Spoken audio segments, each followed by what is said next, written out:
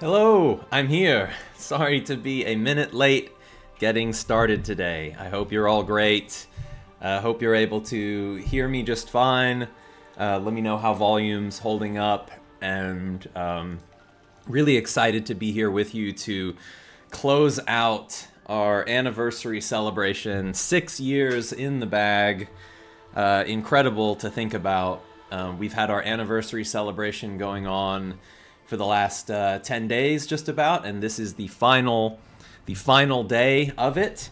And so there's for sure going to be a final rush on picking up software licenses or premium content in our official marketplace and whatnot. There's still great stuff going on, but hopefully the capstone of the event can be this particular stream talking about Ember. It's the huge project that we've been up to for several years now, and it's coming along in a really exciting way. It's still far from done, but I'm going to be here talking about Ember and gameplay in Ember, how it works as a game experience, what you would expect playing it, give you a sample of what gameplay looks like.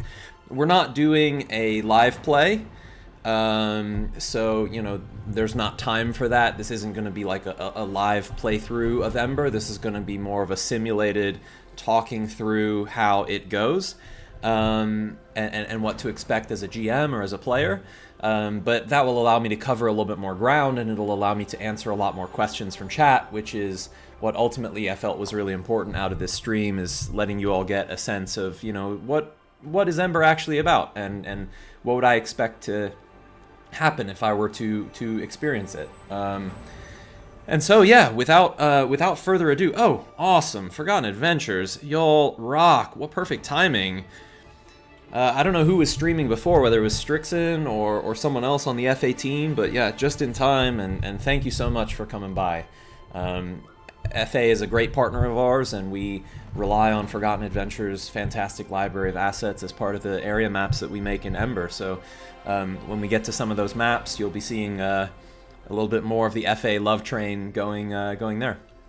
All right, well, let's start by talking about what is Ember, and I'm going to take questions throughout the stream, so if you want me to elaborate on something, or if you have a related question that maybe I didn't say quite enough about, just drop an all-caps question in chat, and I'll try and pick out questions from the audience while I go.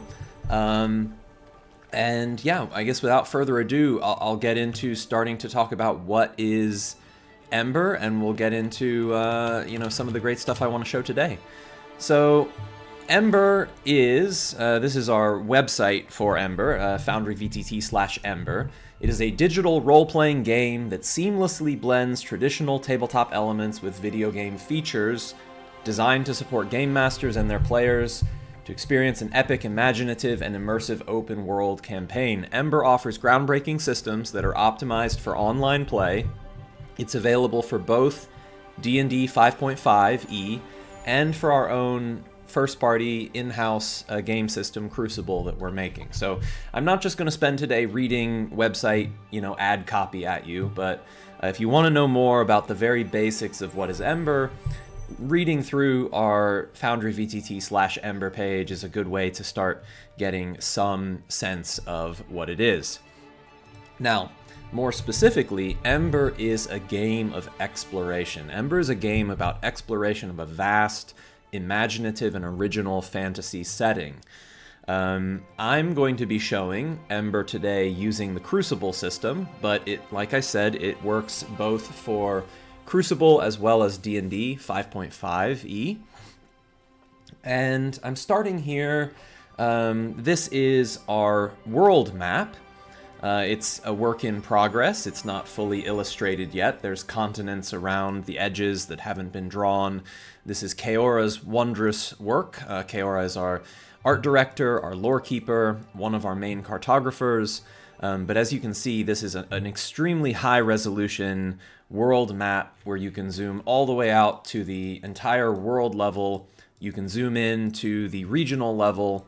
And then our gameplay takes place at an even deeper level of granularity. But the world map is really a wonderful reference to our lore. I'm not going to talk too much about the lore of the world. That's more something that Kaora covered in the Thursday stream. You can catch the VOD of that, the recording of that on YouTube. But all of these places in the world are ones that can, you can learn more about in detail all of, the different places that are reflected here on the map. From here, we zoom in to what we call the mega region map. So the mega region is a chunk of the world. And actually, let me toggle back to the world map real quick. Our mega region map is a 4x4 on the world map, a 4x4 chunk of the explorable space. So the region map looks kind of like this. Oops, not quite like this. And it is a 160-mile square. Ocean, land, islands, as well as the pathways, which I'll get to in a little bit. On the world map, each of these grid squares is 40 miles. So on the region map, our Arctis Plateau is a small piece of a very, very big world, but it's even so a massive, massive, massive region map. So the region map is hex-based, where every hex is 1 mile, and there are over 25,000 hexes in the region map. So as I zoom out and out and out and out, we zoom to the full extent of the region. You can see the piece of land that was in that segment. And of course, like the world map, the region map is also still work in progress. It's a huge effort to fully illustrate it. So that's, ongoing. We zoom out, we see the land, we see the ocean, we see some of the islands that you can explore. And so you could imagine like setting sail across the oceans, and you end up on this sort of more equatorial jungly island. Well, we haven't shown much of this particular piece of the setting yet, and I'm not going to get into it too much today, but you can see how, like, you can imagine how your journey would really go, for a very long distance as you're traveling hex by hex across this really massive world. And that is where the crux of Ember's gameplay unfolds. Ember's a game about exploration, and so its primary gameplay loop is one that happens while you explore. Exploration is the genesis and the catalyst for the gameplay that you experience in the game. Of course, as you explore the game, things happen in the world. So Ember is also a dynamic and a living world where it's not static, it's not just sitting there waiting for you to show up. The world changes as you move about it and as time passes. And so one of the most important things about Ember is it's also a game of choice and consequence. As you make choices in the world, those choices affect the world, and the world changes in response to what you do. One of the most important choices that you make sort of passively every day when you're exploring around Ember is where to go. And where to go costs you time. The world advances as you travel. And so just choosing a direction and traveling in that direction is an inherent form of choice and consequence in Ember, where you're going in a particular route, and therefore you're going to see things and experience things other than and different than what would happen if you just went in the opposite, the opposite fork of the road and traveled north instead of south, so to speak. All right. So much focus on exploration, and let's talk a little bit about what that looks like in practice. So as I demo things today, I'm going to play through one of Ember's quests. Now, I'm not really going to play it like a party would play it. I'm just going to kind of step through it and simulate for you what the gameplay experience of playing a quest in Ember would be like. Ember is divided into 6 chapters, and we have 3 of the 6 chapters implemented currently, with full support for D&D 5.5e and partial support, chapters 1 and 2, for Crucible.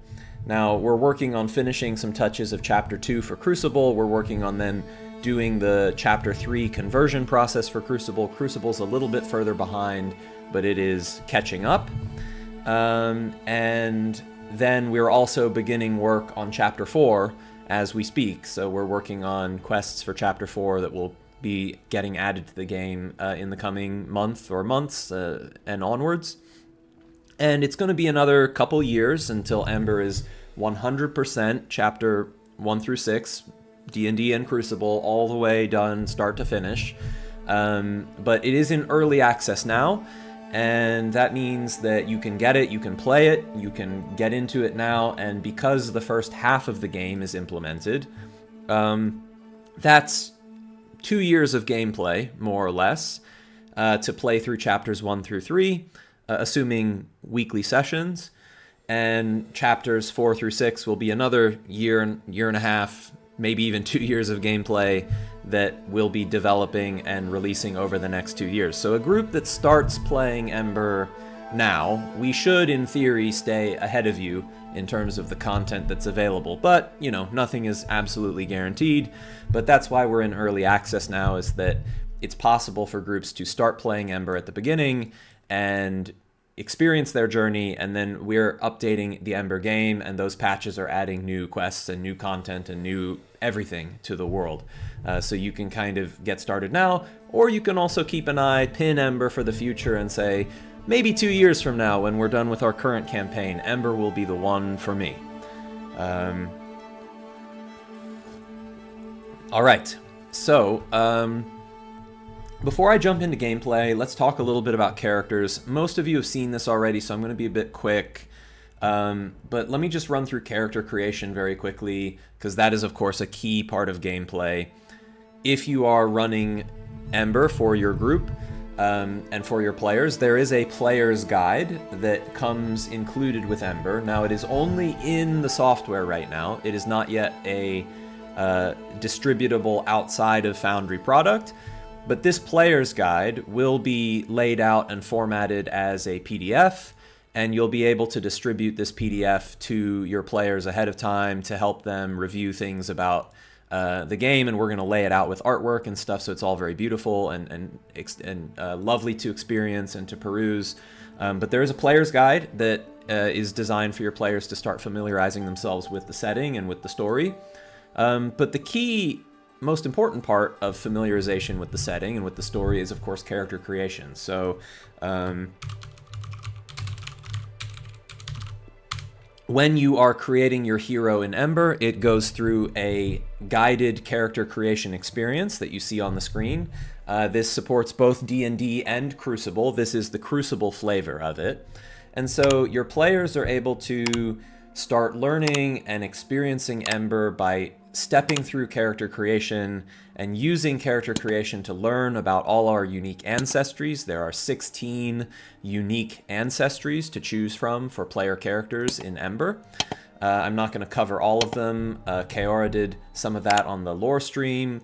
But we have 16 unique ancestries, and each one has their own unique abilities and talents and features if you're playing in D&D that contribute to your character. The next step of character creation is your culture. We have 8 cultures to choose from, and there's actually going to be at least 2 more by the time that Ember's already all fully done.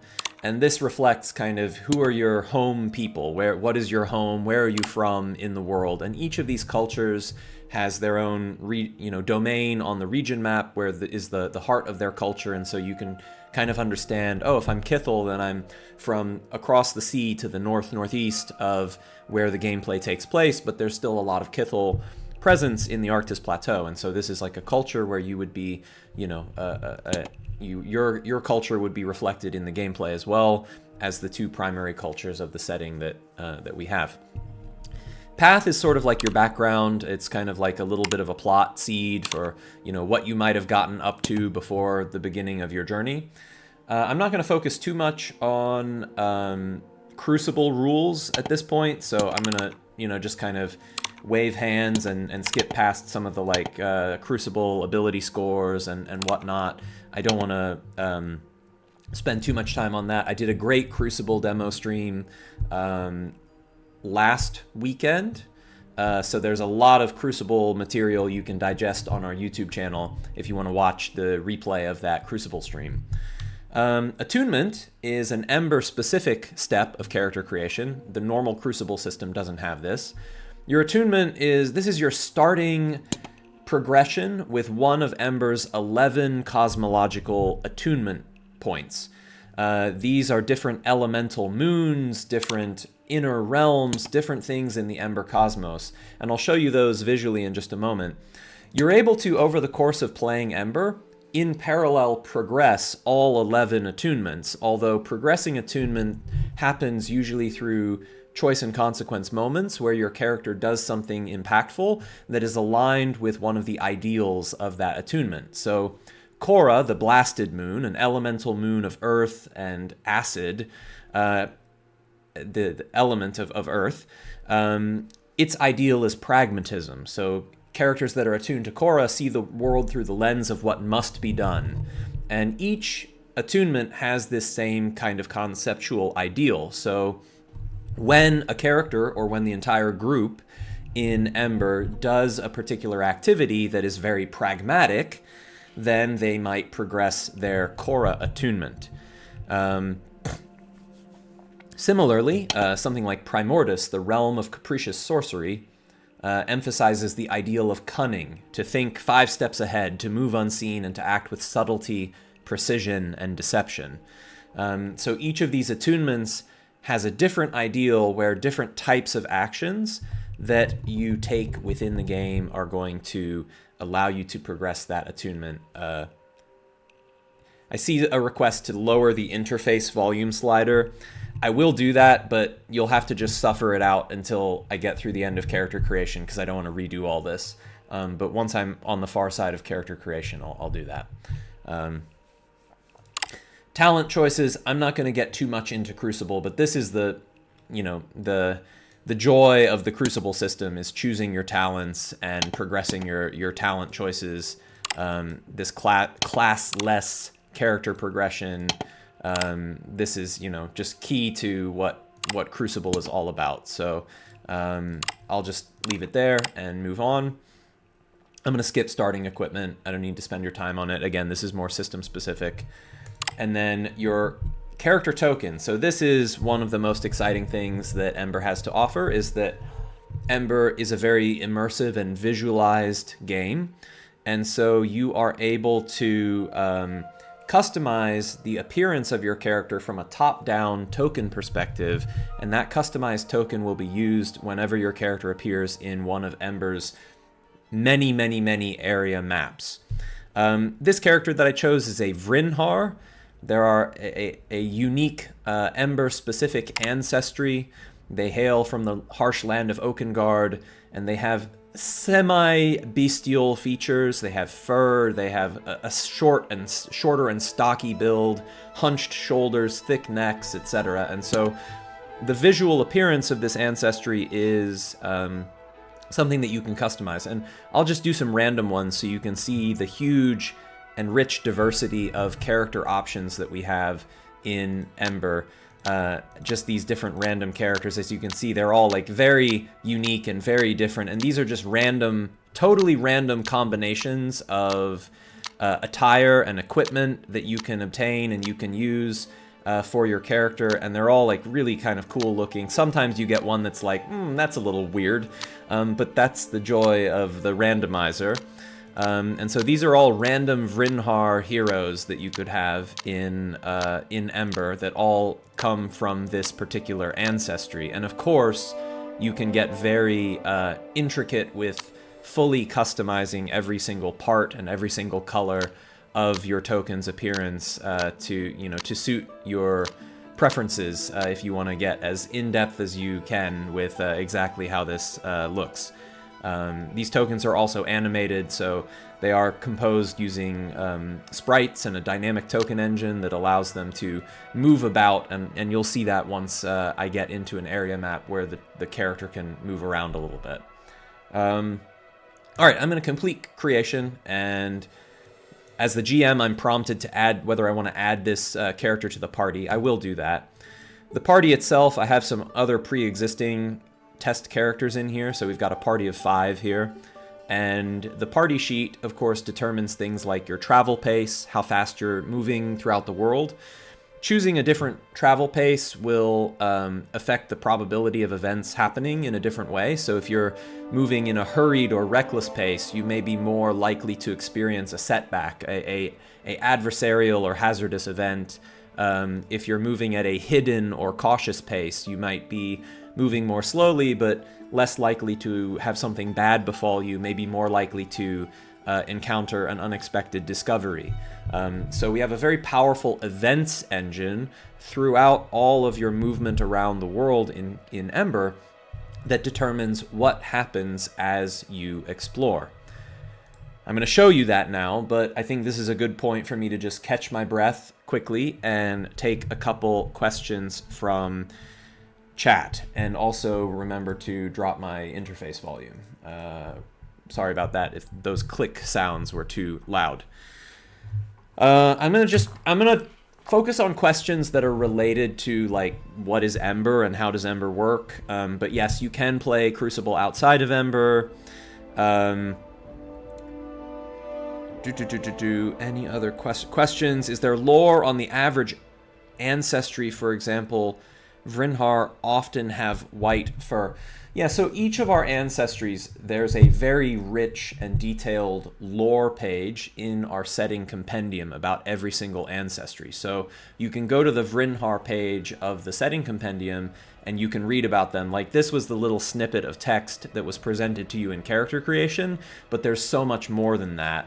There's ancestry details, biology, what are their biological traits, you know, how does Vrinhar are unique. They have 3 lungs, 2 hearts, and so they have a more internal organs than other ancestries, and that affects the way that they play a little bit. Cultural connections, things like that. So you can read a lot more about those in the ancestry section of the setting compendium.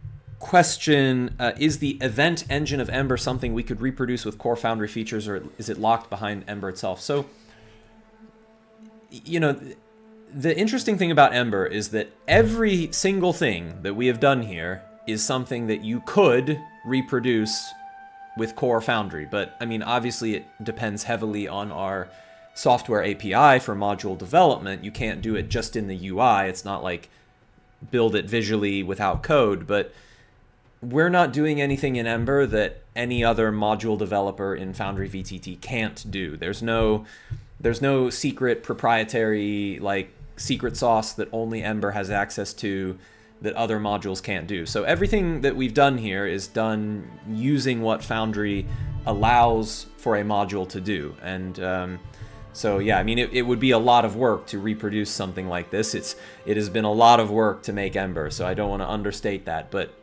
it is certainly within the realm of possibility for someone who wants to try and do something like this or do something else that is of this equivalent degree of ambition.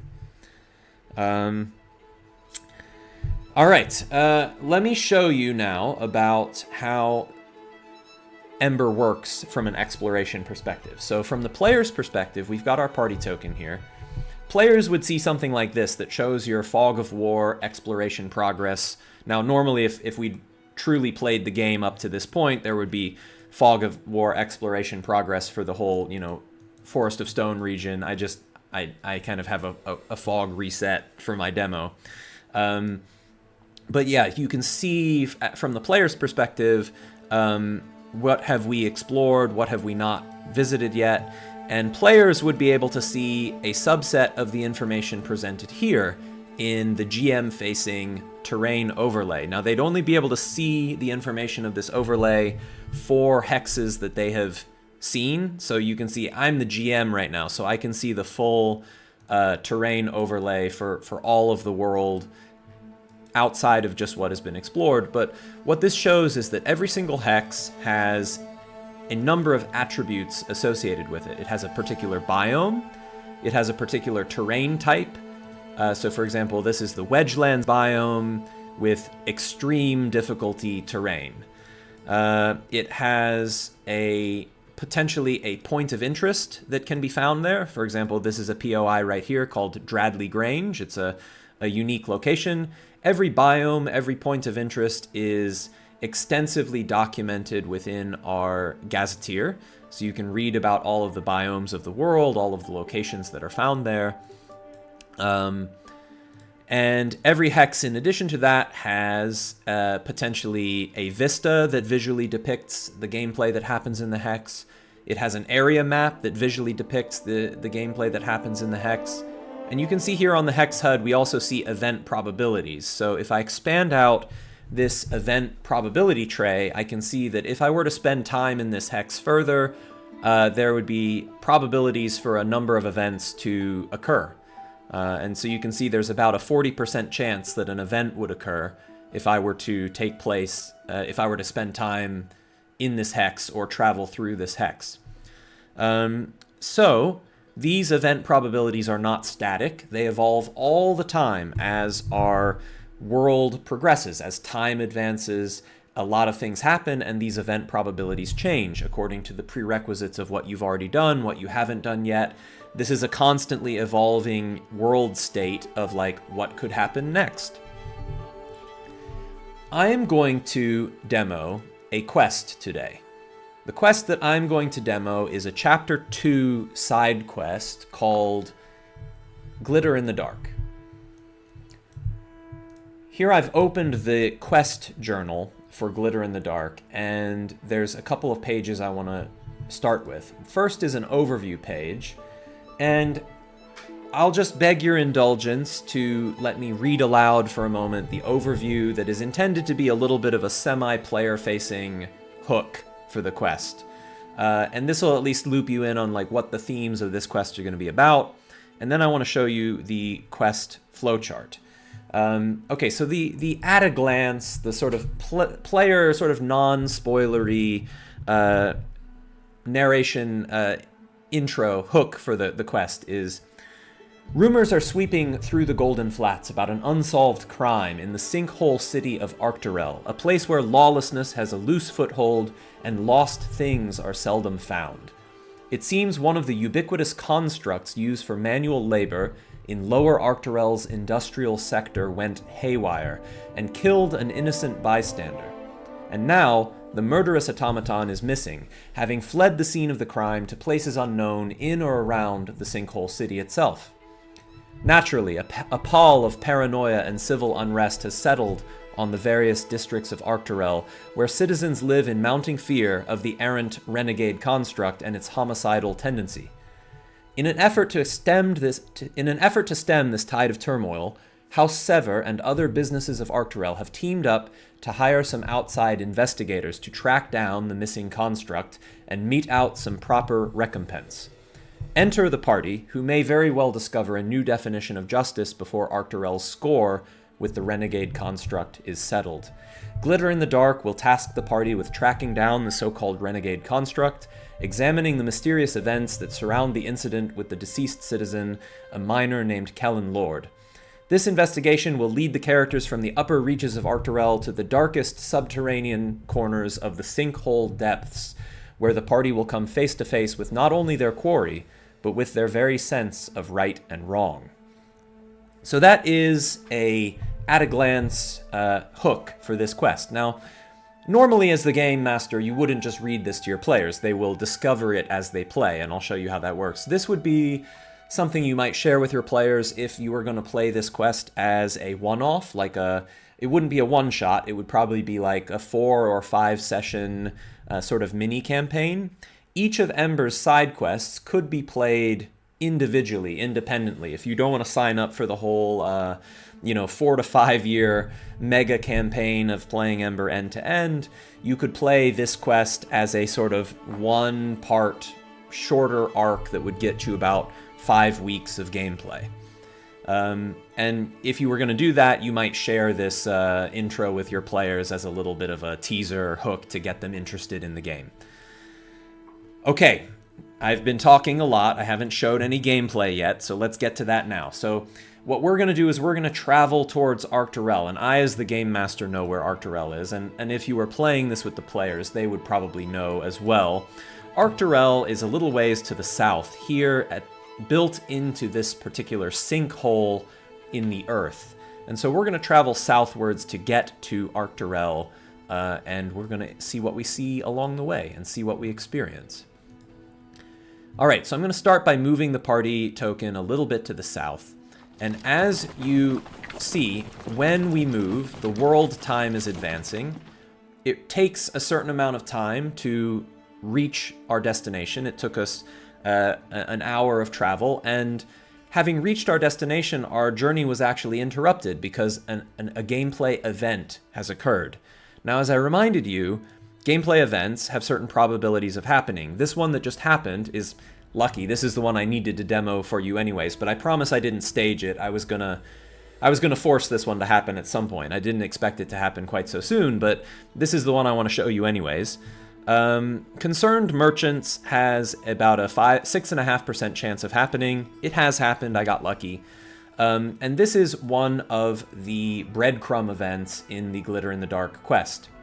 So I can see from the event flowchart of Glitter in the Dark, this quest has 13 quest events in total. And the flowchart presents to you what is the order in which those events occur, what are their prerequisites, which events lead into other events, and each node on this flowchart is one of these gameplay events that can happen.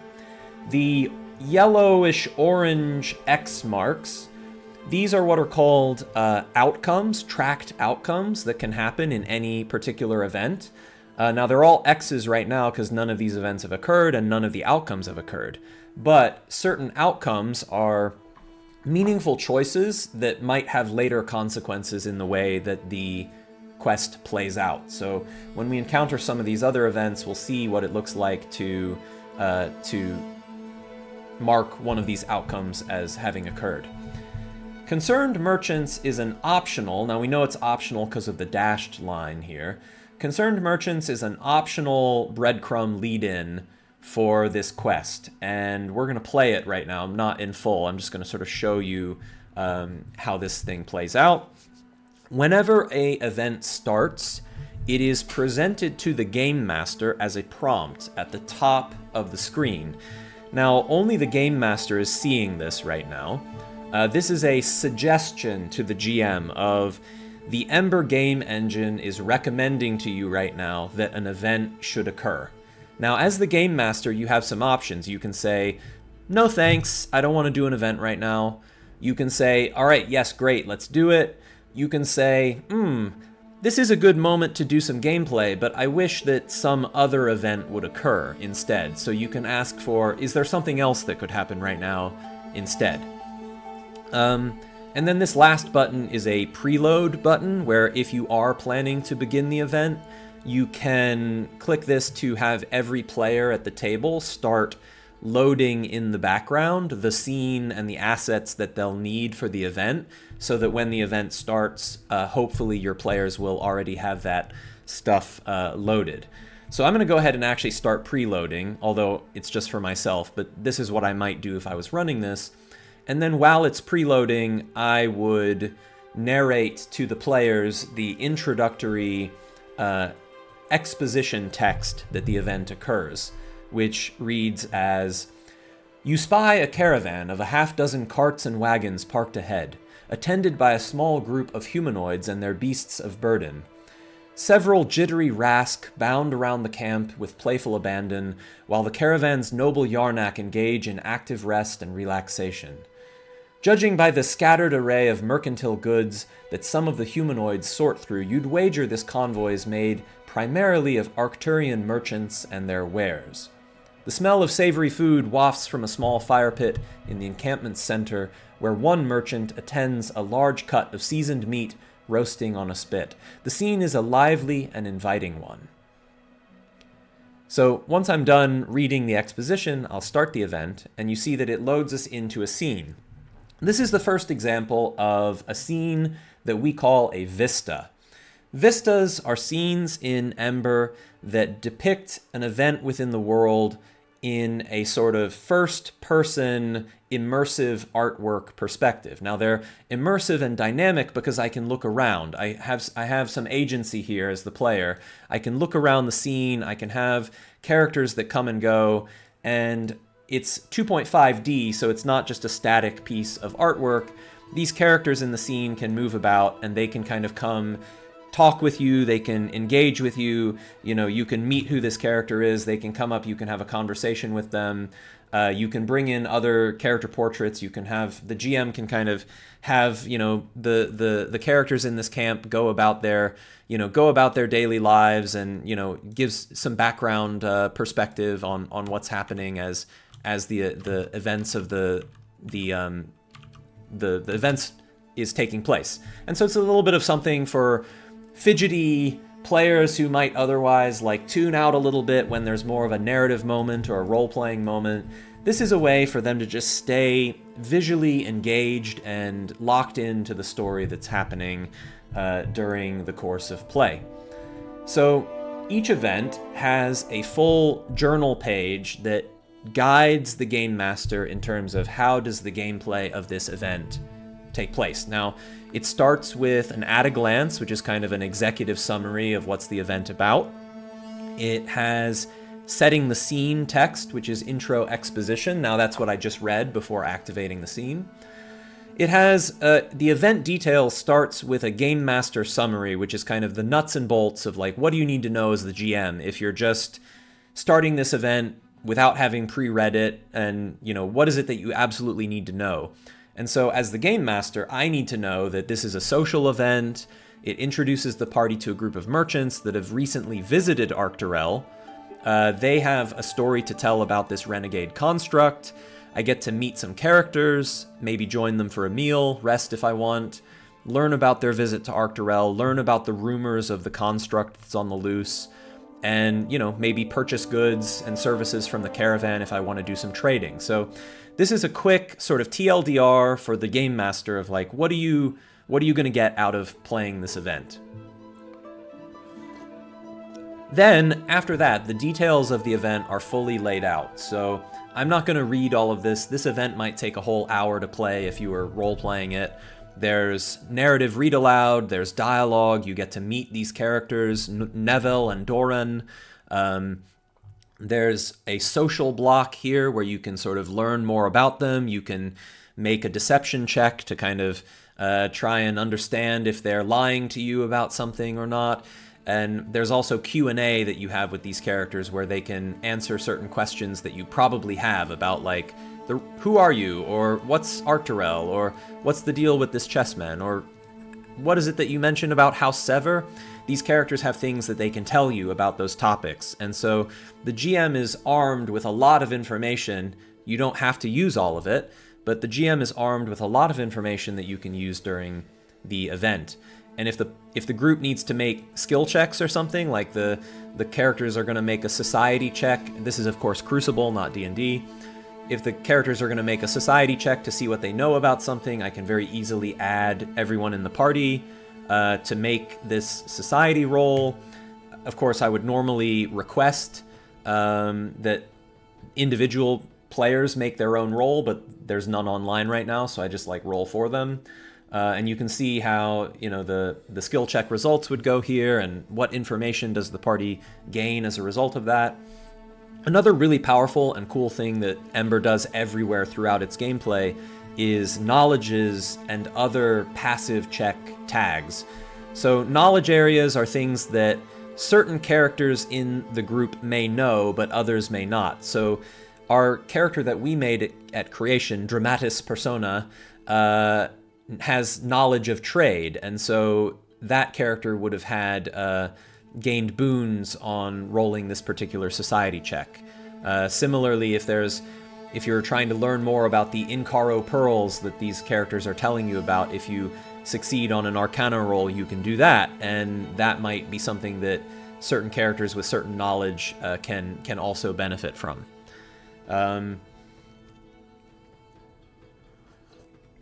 There's also some guidelines given about trade with the caravan, like what can you buy here if you want to spend your currency, and how can that go. But ultimately, this is kind of a shorter breadcrumb event that exists to introduce the party to the narrative seed of there's something going on in Arcturel.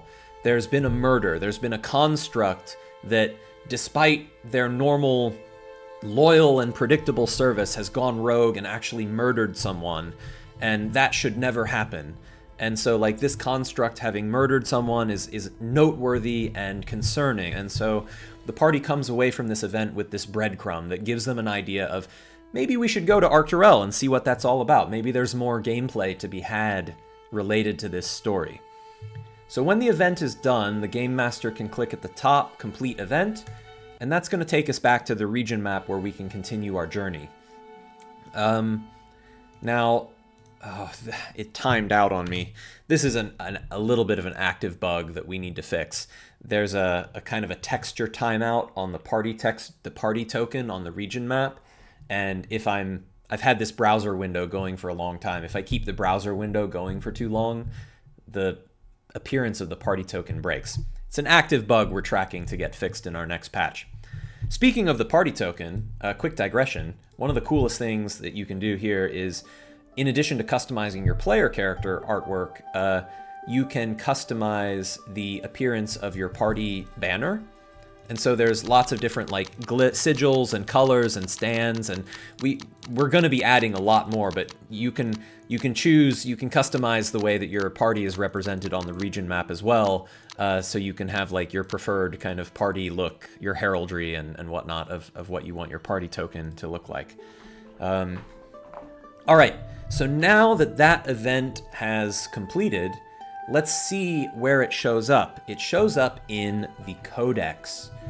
The Codex is like your tome of knowledge for your experience in Ember. This is player-facing Codex, and it has a number of different tabs here which are useful to your players as they chronicle and record the experience that they've had with gameplay. So there is a journal, and we can see that we're here on day 7, and on day 7 we did some things, but most noteworthy is this concerned merchants entry in the journal, where we encountered a stationary caravan of traveling merchants who invited us into their camp. Along with hospitality and a selection of wares, these merchants offered rumors about a renegade construct accused of murder in the sinkhole city of Arcturel. So we now have a quest seed in our journal. The next tab is actually a quest log, and so now we see that there is a tracked entry in the quest log for Glitter in the Dark that we can be tracking alongside other objectives that we might be currently working on. So we know there's a new sort of plot thread here that we can be focused on as we play.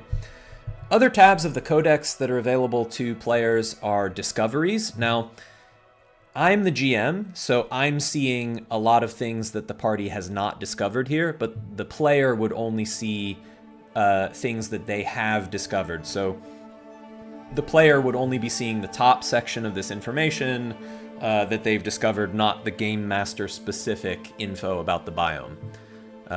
But players can kind of track the discoveries of things they've encountered within the world, bestiary of creatures that they've encountered. I haven't marked any as discovered, but for example, suppose you had never encountered a Rask before. There were Rask in that event that we just played out. The Game Master could record the discovery of Rask and Rask Juvenile and Yarnak as creatures that the players now know about, and those creatures would appear in their Codex compendium as pieces of knowledge that they have. You would also see recorded information about characters that you've met on your journey in the Characters tab, so keeping track of who are all the characters of the world that you've encountered. Obviously, these are all ones as the Game Master that they have not encountered yet, but once the party encounters a character, the GM can mark them as met, and information and the portrait and everything about this character will appear in the Codex for players to keep track of. Alright, so that's our first event down. If we look back at the flowchart of Glitter in the Dark, we'll see that we have a check mark next to concerned merchants, and we are now would be progressing in the quest accordingly.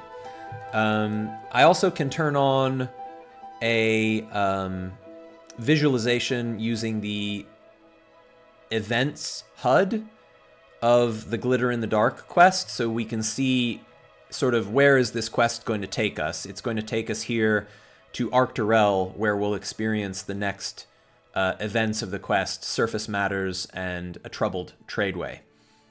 So the GM has some tools to help them know, like, where is the plot taking the character. So you can see, you know, if I enable all of these different quests, you can see, like, the players could have kind of a lot of different plot threads going on throughout the world. You could have, you know, quest lines going on over here and over there and hither and yon. And so the GM can kind of toggle on which quests are they looking at right now to understand, like, which events would take place or might take place as the party travels about the plateau. And we're always working on improving these tools because Ember is a very complex game, and so we want it to be easy enough to run that a game master can, you know, plausibly follow along and know what to do and know what to expect. All right, so let's continue our journey, and then let me pause to take a couple of questions. Let's continue our journey and see. And so we see time is continuing to advance. We also see the moons in the sky are continuing to advance. So let me talk about cosmology for a little bit, because these moons, this is one of the key ways that the gameplay changes over time. Ember has a very rich and exciting cosmology, and there's in fact a visualization of that on the Cosmos map. So I can go to the Cosmos map and I can see at any point in time, this is Ember in the center, our sort of burger patty quasi-disc world. And then we see in the sky there's the elemental moons, there's Lantir the sun that are orbiting around, and this is a live sort of simulation. So if I were to advance time, say, I'll just do it a day and then I'll come back. So if I advance time a day, you see how the moons and the sun and the inner realms are orbiting according to different periodicities, and we see this in the calendar HUD as well. And so these changing moons are a key part of one of the things that can affect the way that gameplay plays out in Ember. Just rewinding a touch back to where I was.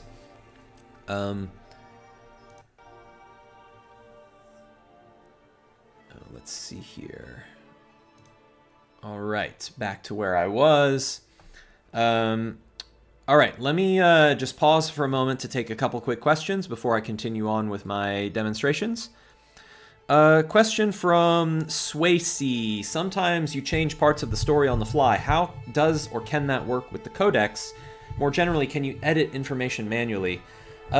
Yes and no. Yes, it is possible, but we need to make a way for this to happen that is resilient to Ember updates. So at the moment, it's not resilient in a way that is good enough. This is something that's sort of still to do. So this entry that showed up in the journal about concerned merchants, that the source text for this entry is, if I go to edit the concerned merchants page and I go to the journal summary tab, this is where that text lives. So I could change in the text, I could change the summary of what happened in this event, but at the moment it's not durable enough because the change you make here will get overwritten the next time you update Ember and like re-import the adventure. So one of the things that we need to do, and we've been tracking this, just haven't gotten to it yet, is a way to, for every codex entry, to have like a GM override, where the GM kind of overrides the text of the quest log entry or adds their own custom entries, where those custom entries or that override text to a certain entry would be durable to updating the Ember game in the future. That's something we will do, I think, at some point, but we haven't gotten around to it yet. But the short answer is yes, eventually it will be definitely possible for the game master to change some things about like what shows up in the codex to players, for sure. Question from Corridor 4. Could multiple parties play independently from each other within the same Ember world? It's not really designed for that. You might be able to fudge it a little bit, but a lot of things in Ember depend on the idea that there is one singular protagonist party. A lot of the gameplay foundation of how Ember works is anchored to that. Now, you can have other caravans on the map, so like you can have other parties of either player or NPC characters, and they can move around, but their movement on the map doesn't cause time to advance, and it doesn't cause events to happen. Only movement of the main party causes time to advance and causes events to happen. So you could do something kind of homebrewy by like having a secondary party, but as the GM, you'd have to take a little bit more manual control over manually triggering an event for that party to experience when you want them to, rather than relying on the full automation of the way that Ember, you know, treats the canonical party's movement. So it's kind of possible, but Ember isn't really designed for that. Question from Rogue Entity: are there walls on the world map? I think you mean the region map. For example, nearby the token where there appears to be cliffs. Yeah, good question. So if I look at the terrain HUD, I can see that there's some places like this that are totally impassable terrain. There's some places where there's an edge that's impassable. So for example, this like little chasm, it's not that certain hexes there are impassable, but there are edges that you can't traverse. And then there's other places where a single like hex-to-hex movement might not be allowed. So you'll see that there's, for example, pathfinding. If I were to say I'm over here, so let's see, I see that it's getting later in the day, I need a place to rest. I can see at the horizon that there seems to be something over here, so let's head this way and see what we find, and maybe find a place to rest. Scholar in need. This is an example. I'm not going to play through this. This is for a different quest, but it is an example of another event that could just happen while you explore the world. So we're going to continue traveling. We find this location here, Old Craft Lodge. I'll discover it. There's a whole map and gameplay and stuff that can happen here, but we're not going to do that right now. I'm just going to say we'll stay here overnight. So we'll advance time, and we see that it turns to nighttime as time progresses. The world is evolving. We're resting. I could do like a formal rest through the party sheet as well, but okay, here we are the next morning, ready to set out again. Regarding that pathfinding thing I talked about, if I were to try and like just go this way, you would see there is this kind of pathfinding integration where it will find your sort of most efficient possible route between two hexes. And so like if I wanted to go here, I would have to take the long way around. And players don't know that. The GM knows that. If the players are trying to move to a place within their explored fog, they get pathfinding. If the players are trying to move into the unexplored fog, they don't get pathfinding, and it tries to do a sort of straight line move, but that straight line move may fail. So GMs get pathfinding always. Players only get pathfinding inside the section of fog that they've already explored. So it's quite smart about that to avoid things like metagaming or, you know, using the pathfinding to sort of snoop out details of what you haven't seen yet. But as the GM, I know, like, if I'm trying to go across this canyon, I've got to go around. I can't go across this. All right, catching up. I might have to skip over a couple questions. Question from Relida1: when you add an encounter NPC or beast to the party's compendium, can you remove the entry for a PC that missed that session? No, it's not player specific. The codex is shared for the whole party. So this is the party's codex, their collective knowledge, not individual per player knowledge. All right, we're getting closer to Arcturel, so let's press on. And we're gonna try and make it to the city. Of course, Arcturel itself has some, I can only get into it from one particular entry point. So if I want to get into the city of Arcturel proper, I have to go through what's called Brimtown, and we'll see what we find as we go there. Alright, we've arrived in Arcturel. A mile-wide sinkhole perforates the Golden Flats here, an impossibly large testament to Ember's primeval curiosities. A stone and timber village clings to the northwestern brim, its unwalled perimeter watched over by a handful of wooden guard towers. 2 wooden platforms, suspended with iron chains and braided hemp, continuously rise and fall from the sinkhole's southeastern edge. They glide past a sprawling palimpsest of bridges, catwalks, and platforms before reaching the depths below, revealing a subterranean city carved into the hollow, rocky walls. Arcturel. Illuminated by phosphorescent fungi and arcane minerals, this gloam-shrouded place shelters a hardened community of miners and explorers. The air is heavy with the iron taste of metal, earth, and sweat, and the stone itself seems to tremble with the rhythm of the city beneath your feet.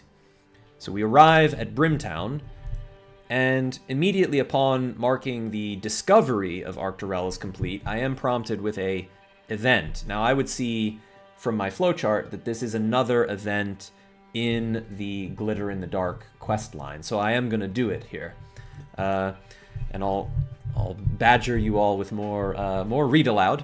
A troubling scene near a market stall catches your eye as you make your way through the dusty streets of Brimtown. A teenage girl stands defiantly between a surly mob of Arcturians and an aged humanoid-shaped construct made of copper and steel.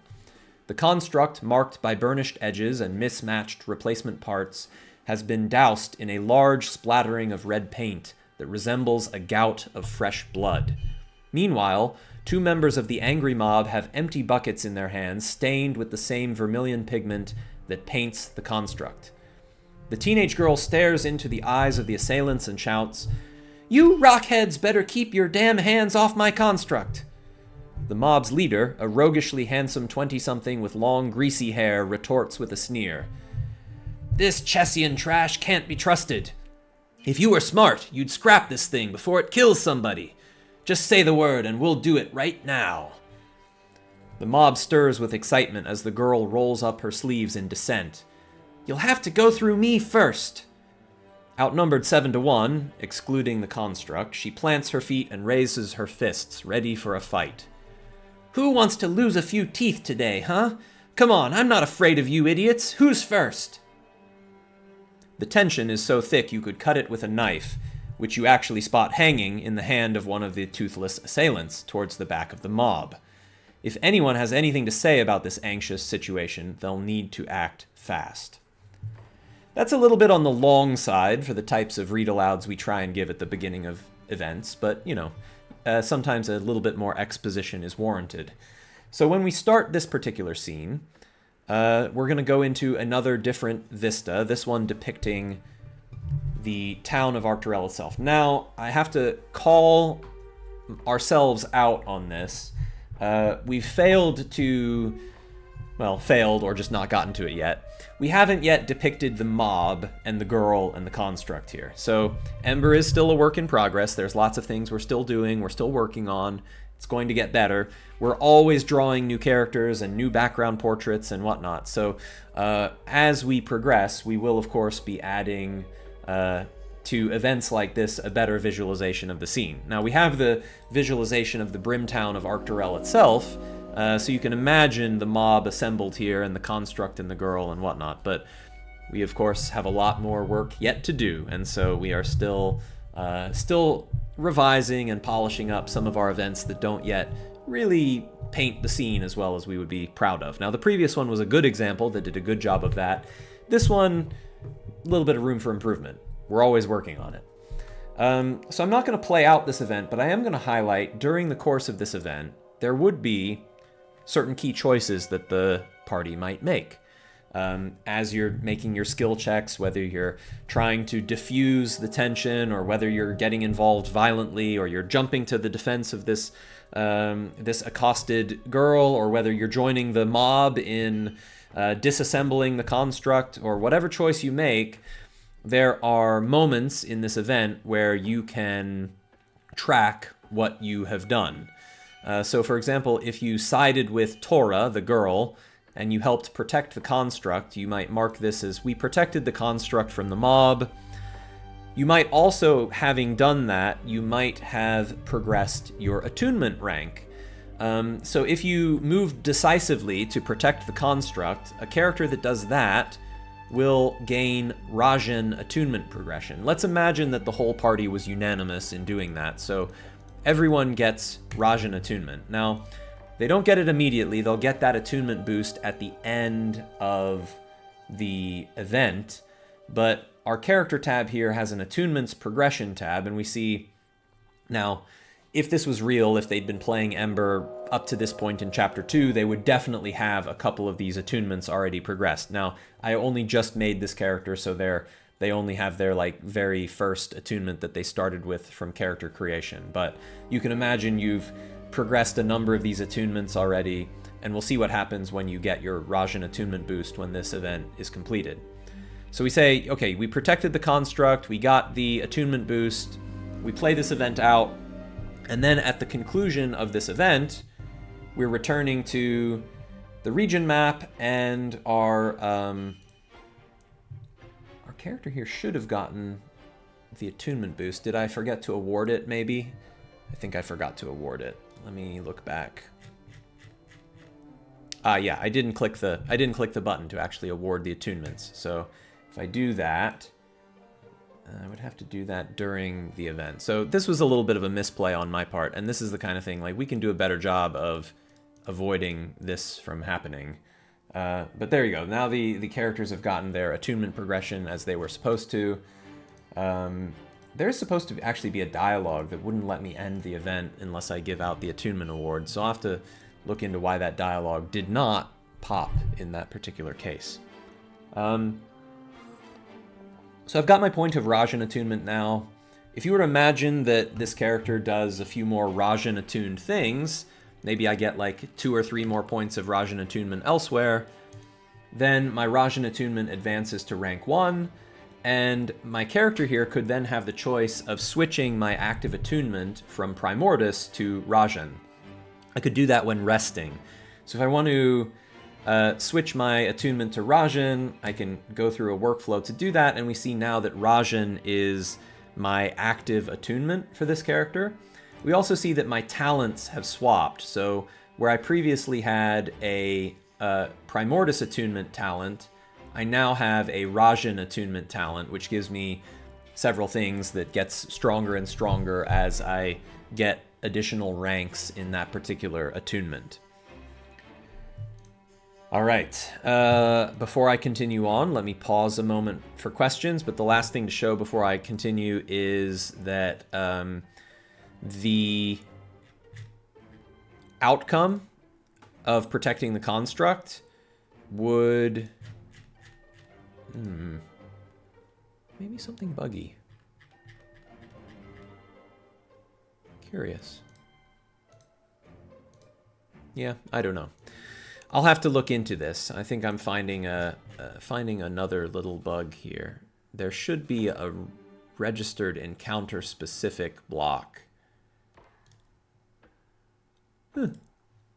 Well, I don't have an explanation for that.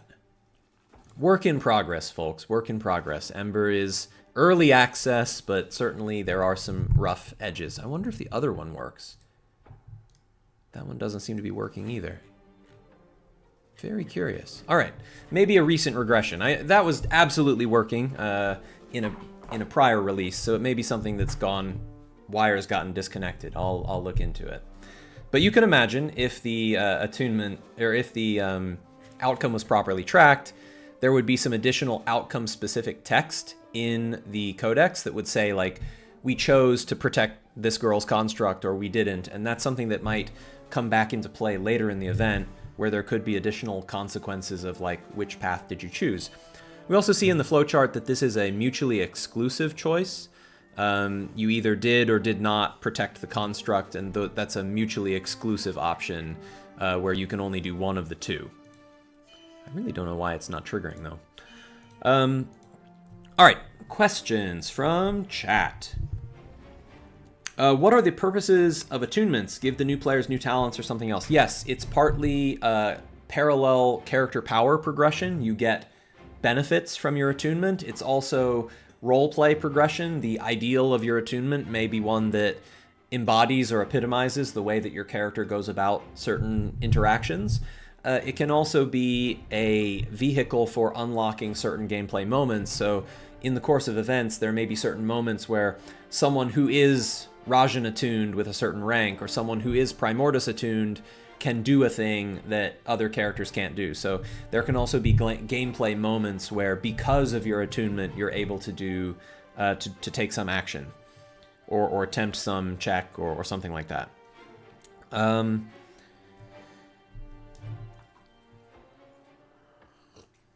Yeah, everyone will remember this. That obviously, if it was working properly, it is that kind of thing. It's like, this will be remembered as a thing that may come back to matter later in the course of gameplay. Exactly. Okay, so now with our quest, what's our next step is we need to go to a troubled tradeway, which takes place in the main central district of Arcturel. So we're going to head on into the sinkhole itself, and we'll see what awaits us there as we reach a troubled tradeway. The Sinkhole City is a sight to behold as you descend further into the earth, towards the tradeway of Upper Arcturel. You find yourself astonished by the scintillating lights of countless dwellings built into the sides of the enormous geological depression. Arcturel lurks like some unseen jewel, radiant and unsuspecting beneath the surface of Ember.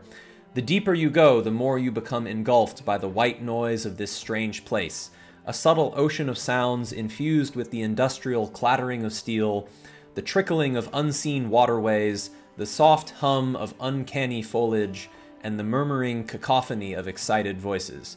A whole new subterranean world greets you here, a wayward town where the darkness can be inviting and the dazzling is oft dangerous. This is the tradeway of Arcturel, which is still on the surface, so we haven't descended into the sinkhole yet, but we are at the surface of that sinkhole, and we enter into the tradeway. And this is our first area map that we can explore of the events that I've shown you so far. So we load into the Arcturel tradeway, and here we are with our character tokens now at a character level. And we have a whole massive environment that we can explore as part of this quest. One thing that you may notice as you hear the music change, this is a relatively tense moment for Arcturel, and so the soundscape of the environment has changed to one of tension, and you can kind of feel the tension in the air as there are things happening in Arcturel that are troubling to the people that live here. So let's see what the map has to offer us here. This is a pretty large map. It covers a section of Arcturel's tradeway, many different stores and locations that you can investigate. It is broad daylight currently, so we're getting some sun from overhead down into the depression of the sinkhole, but there's also lights around. There's a whole complex up here that we'll see what that looks very interesting. Obviously, the players wouldn't see that yet, but that's something that will be interesting for us to learn what that's all about over the course of this quest. There are multiple levels to this map as well that you can visit and you can traverse through. So this is a very large and immersive area that you can explore. So, for example, the players can kind of go whichever way they want, but the whole place is annotated with a large number of area walkthrough pins. Some of them are basic, like suspended paths that just describe the general walkways of the place. Some of them are more in-depth, like this one for Arcturian automations, or Arcturian automatons, rather, which is a notable shop where some of the types of constructs that are actually related to the information of the quest and the construct that has gone rogue and committed this murder, many of these constructs are built here in this shop by its proprietor, Bartholomew Chess, who calls his creations chessmen. And so Bartholomew and his chessmen are certainly something that if you're going to investigate what happens in Arcturel, your players would definitely want to give a visit to this particular shop. Up here is a general goods store where you can learn its operating hours. You can break in if you want. You can peruse their inventory, and you can talk to the proprietor, Breeze Flywell. And so these locations, or actually Darwin Nold, maybe that's a discrepancy between the writing and the token. I'm going to note that down. Sometimes we rename our NPCs.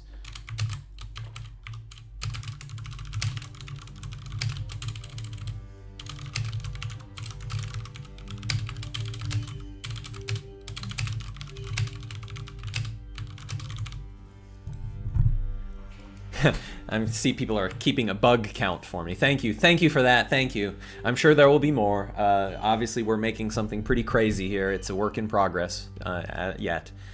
Okay, so yeah, the players could explore all of these different locations, and I'm going to talk you through how the gameplay might go, but honestly, it's up to them. It's very free-form exploration. They might just say, oh, there's stairs over there. Let's just go that way instead. Screw this noise. Let's go downstairs. And, you know, we're going to go walk downstairs.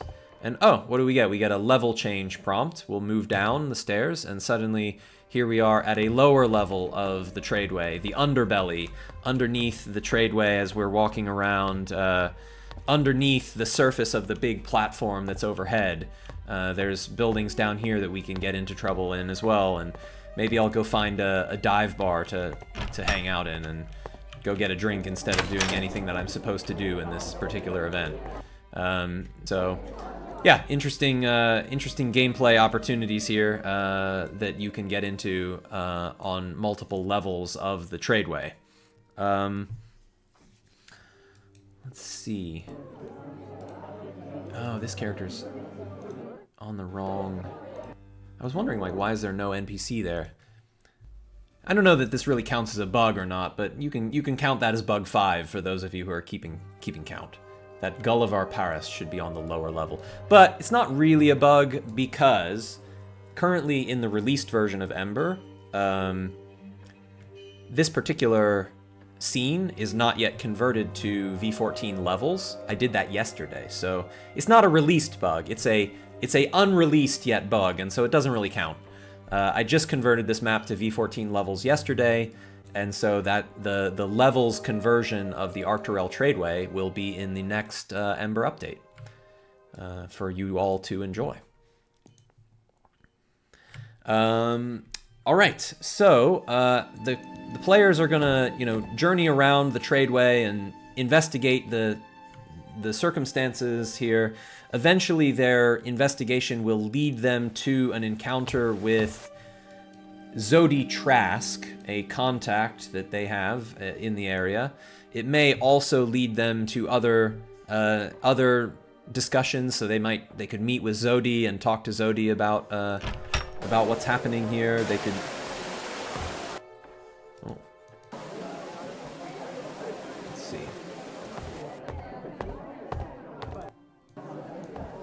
Yeah, so they'd have this conversation with Zodi to learn more about what's happening in Arcturel.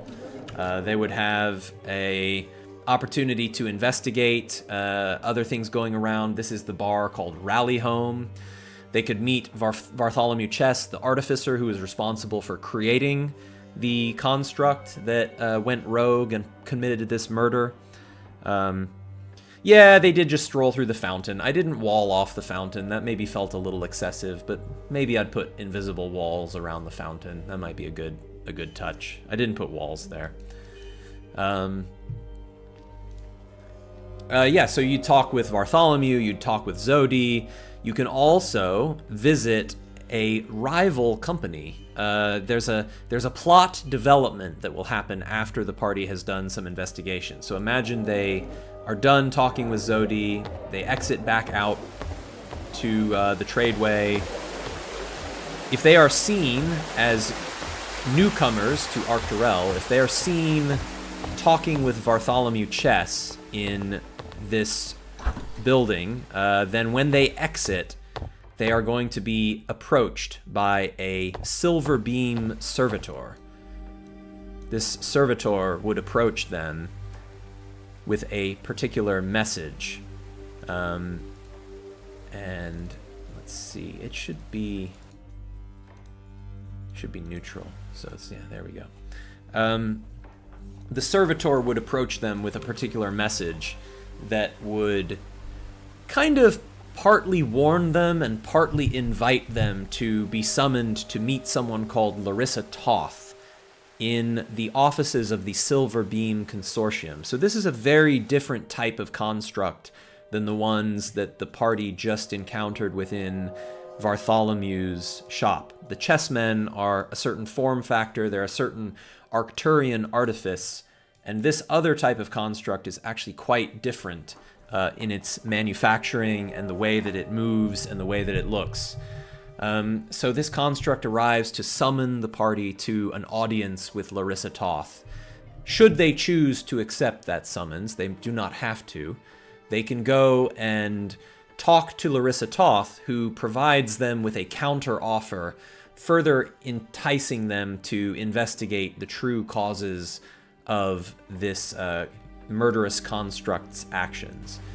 So Larissa Toth, should the party decide to accept that summons, Larissa is located in the Silver Beam headquarters, which you have to get to through the Silver Beam foyer. You can talk to the receptionist here, who has some information about the location. Silver Beam this is one of the most kind of tech forward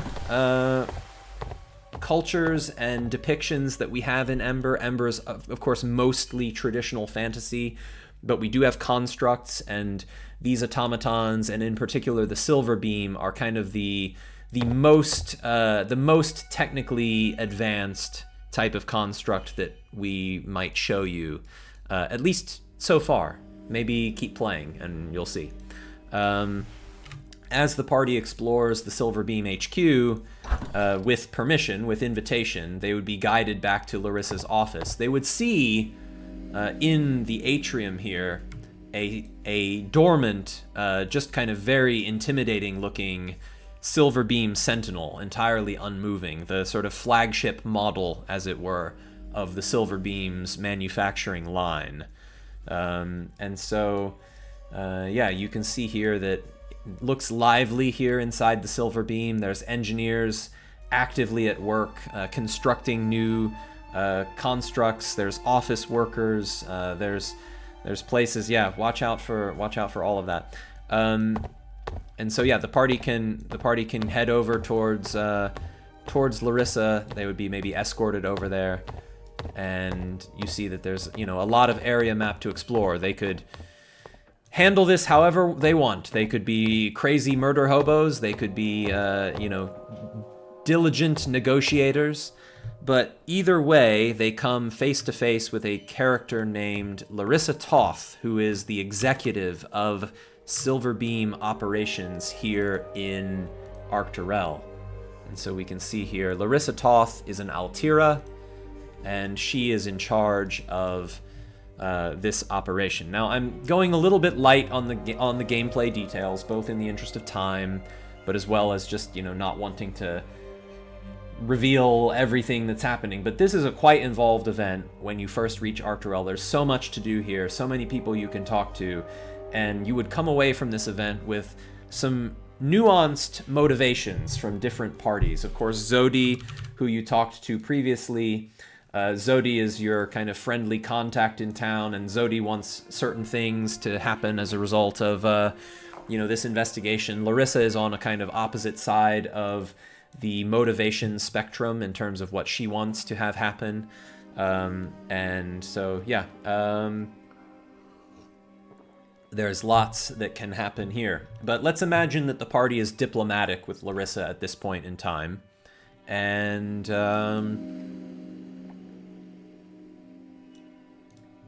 so they maybe accede to her desire to investigate further. Larissa kind of wants the party to investigate, but with a suggestion that the Chessian construct be identified as suspect and the culprit, because of course the Silver Beam manufacturing is kind of like big corporation from Raylan coming in and supplanting the local manufacturing operation of Bartholomew Chess and his chessmen. The sort of mom and pop business here being shouldered out by the bigger business across the street that has just opened up. So there's kind of themes of that kind of interplay going on in this event. So the party would talk with all of these people, get all of their different vantage points, maybe progress attunement further if they make certain choices during the course of this event's gameplay. They also could investigate further. There's some other people that they could talk to, some other clues that if they're very diligent in thoroughly investigating. There's a place over here, Glimmer, that has a proprietor. There's some clues that point to Nodric Stolas as someone who may know something. The party might end up investigating Glimmer and talking with Nodric. So there's lots of clues to follow up on all throughout this particular event. Upon its conclusion, the next step would be for the party to investigate the scene of the crime. The scene of the crime takes place deeper in Arcturel's sinkhole, so to do that, the party's going to have to descend into the earth, down towards the pathways to find out where this murder happened and to look for clues that might explain why. I see chats picking up on the sort of cyberpunk vibes. There's also a strong kind of Blade Runner motif in this particular quest. That, you know, obviously Ember is a fantasy game, but we have different quests that pull different themes, different kind of vibes into the fantasy setting. There's some that are like very conventional horror. There's some that's kind of folkloric, folk storytelling. There's some that's very much like holy paladins versus undead. There's quests that are like the eldritch dread of abyssal entities beyond and the chthonic horror of psychological terror. So there's all kinds of like different quest themes, and certainly a key theme of this quest is kind of the Blade Runner sort of cyberpunk, at least a fantasy watered down fantasy version of that. All right, so we complete the event. We're returning back to the region map as you usually do upon the conclusion of an event. And we know now to reach the scene of the crime, we need to travel downwards. So how do we do that? This is something you would learn through play. There's tutorialization for it, but the region map itself has multiple levels as well. So beneath the surface of Ember's mega region lies the pathways, a vast subterranean realm that can be explored underneath the surface of Ember. So to reach the dives, which is what's called Arcturel's lower districts, Arcturel has the balconies, and the tradeway is part of the balconies. Arcturel also has the dives, which are the lower districts. The party will descend down to the pathways in order to reach the dives. So I'm going to right-click on the token and choose the level to drop down to the pathways. And we travel down and we reach the sinkhole depths. A vast, sunless chasm sprawls before you, its roof a sea of shadow, pierced by towering stalactites of rust-streaked stone.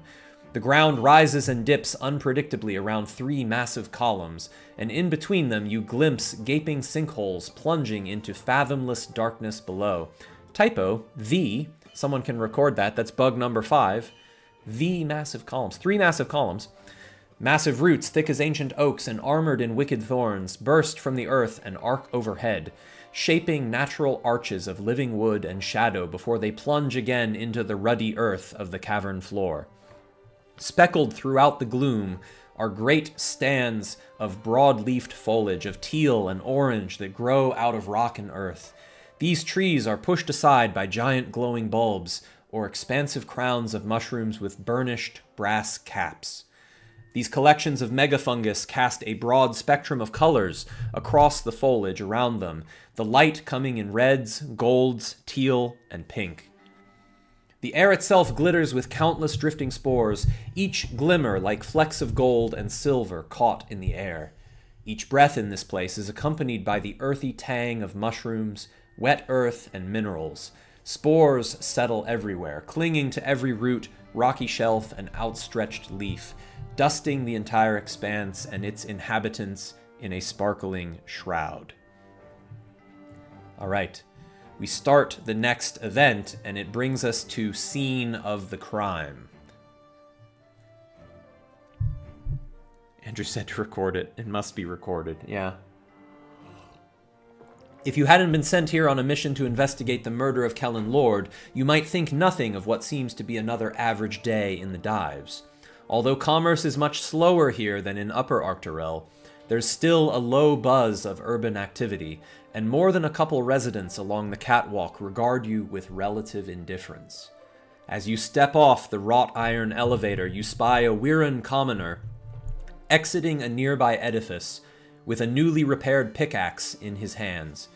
Clad in the telltale garb of a miner, this middle-aged Arcturian male wears a cloak with a House Sever insignia emblazoned upon the pin, and casually nods at your group as he passes by. You also notice a wizened Nire woman near the railing of the catwalk to the south, equipped with an interesting array of tools, including a long catch pole tipped in a mechanical pincer. She appears to be searching the ground beneath the lightless shadow of a lantern-like sconce at the catwalk's edge, focused on the unseen matter at hand with regard to little else.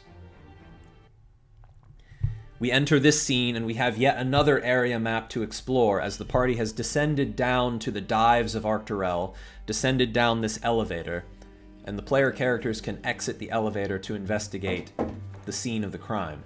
The characters that were mentioned previously in the read aloud are here. Aeolus Hathwick, the Wirran who's exiting the store with his pickaxe, and Calandra, the Nire lamplighter to the south on the balcony, who is doing something of note.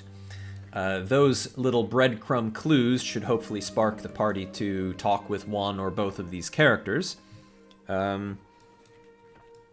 But you can see we have another kind of comprehensively large map to explore here with its own unique locations.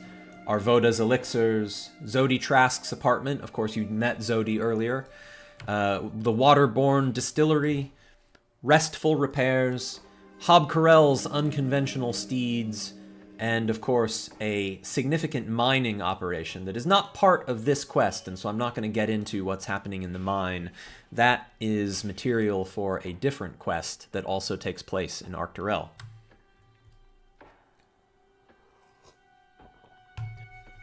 Who runs Hobcarel's shop? Well, that would be Hobcarel himself, of course, a Keth. Feisty little guy. All right, let me take a couple questions before I continue on. Texas says, I guess this level change can only be done in specific hexes, right? Yes, that's correct. You can't at any hex just go down. There's specific hexes that are allowed pathways transition points, and you can only transition to the pathways when you are in a particular hex that permits that vertical to the pathways and back travel.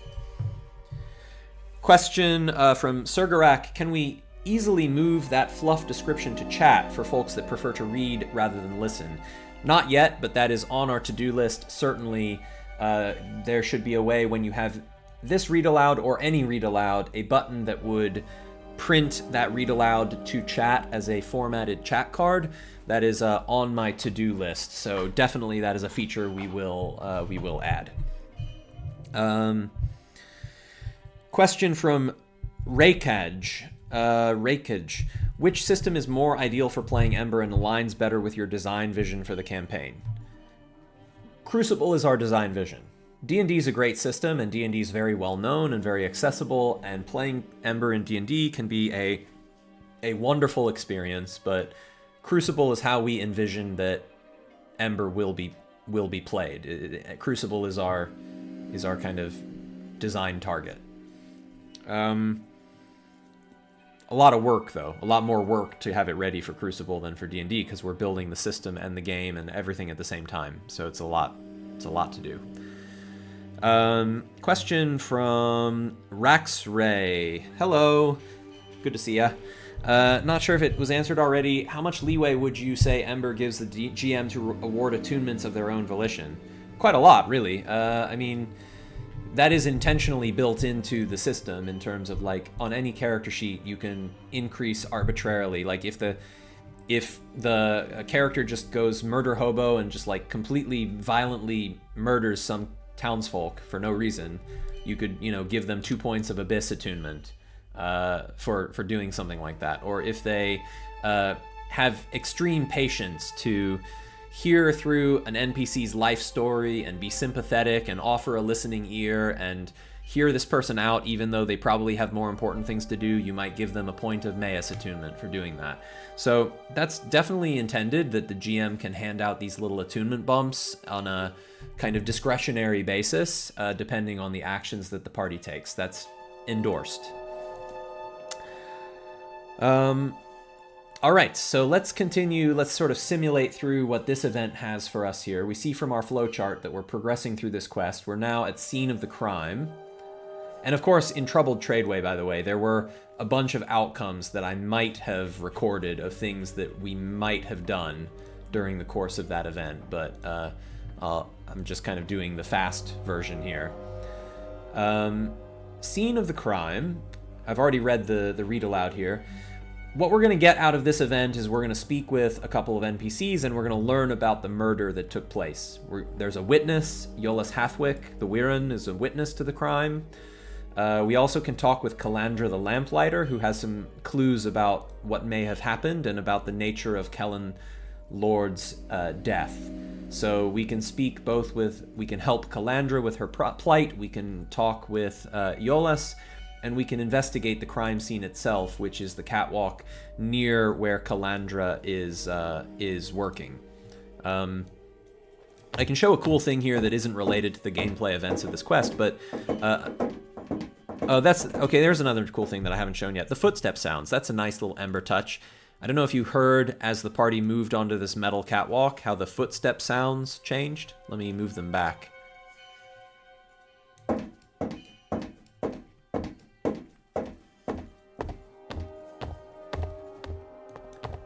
That's a fun little thing that we do in Ember with our maps with scene regions.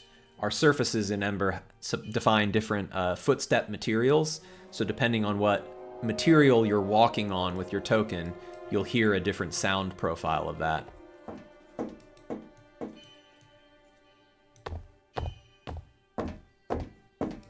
Yeah, they're very good at marching in sync, this party. In squad in formation, for sure. All right, so I'm not going to do the social dialogues with Yolas or with Calandra, but they're here and they could certainly happen. I will show something kind of fun. Cephras is a spellcaster. Imagine that the party is confronted with some brigands here, some raiders. That doesn't happen in this event, but imagine that there's some ne'er-do-wells here. One of the fun things that's been added to Crucible, but also works very well with Ember, is the levels, the elevation dimensionality of these maps. So here we of course see, like, we're suspended far above the sinkhole depths, hundreds of, or if not thousands of feet below, and there's these like series of catwalks beneath us, these metal catwalks traversing back and forth across the sinkhole. It's a quite precarious environment. So if you were to end up in combat in this kind of precarious environment, one fun thing that I can show, not related to the gameplay of this particular quest, but just a fun little tidbit, is suppose Cephras were to, like, push them off. Yeah, of course, everyone's thinking, well, yeah, obviously, like, let's push them off. Let's show how this could work. So Cephras could cast a spell and could cast like a flame arrow, but could imbue it with the push inflection, so that this is like a pushing arrow. In D&D, the analog might be something like a repelling Eldritch Blast kind of thing.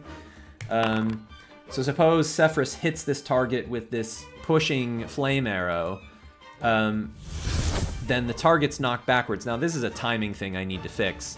The actual knockback should happen after the spell animation impact, but also another little preview of the Crucible spell effects animations.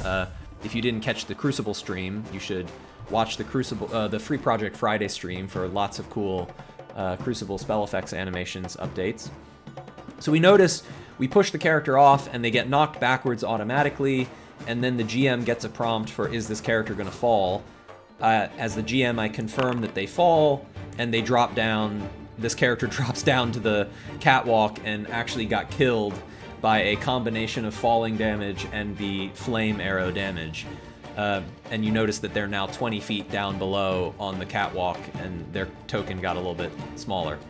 So that's fun, but what if we want to do like a mega punt, and we actually like want to, maybe we'll kick this. I have enough action left to do one more pushing flame arrow this turn, so I can also, let me try and make it a crit so that the push goes further. That'll be more satisfying. I'll just stack some boons so that I cause it to be a critical hit, maybe. Nope, nope. I'm cheating. Just bear with me. Okay, now we got a crit. So the push goes further on a crit. So confirm that. Again, it's a bug that, oh, weird. How did there, huh. All right, well, all right, bug number 6, 7, I don't know. Anyways, we knock this person off and they can do a Wilhelm scream, ah, as they plummet 500 feet to the sinkhole depths below, and they are absolutely murked and totally dead. So there you go, 501 damage from that fall. Probably not going to survive that.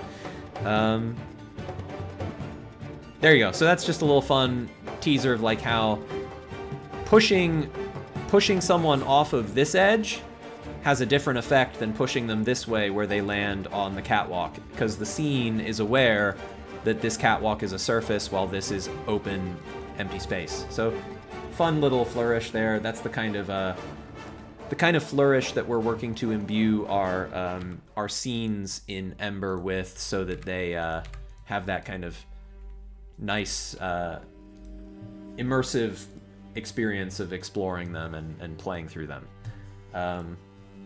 All right, so question, so Crucible isn't damage capped on falling like in D&D? No.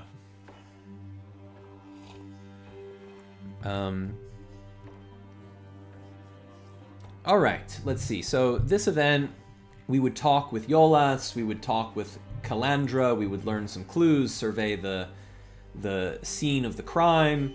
There's additional optional gameplay that could happen here with Hob Corel if you wanted to visit Hob Corel's shop and learn what Hob Corel knows. There's additional optional gameplay in Arvoda's elixirs. There's clues you can gather, and if you gather all the clues, you get Primordus attunement bump. Let me reload real quick, because I think the bug I was seeing earlier with the outcomes not persisting is perhaps related to some session-specific stuff. Sergerak, can I please add the Wilhelm scream to falling damage? Yeah, that's a good... Either I'll do that directly in the system, or that's a good module territory. Is Wilhelm scream like public domain at this point? It must be, right? Wilhelm scream must be public domain, surely.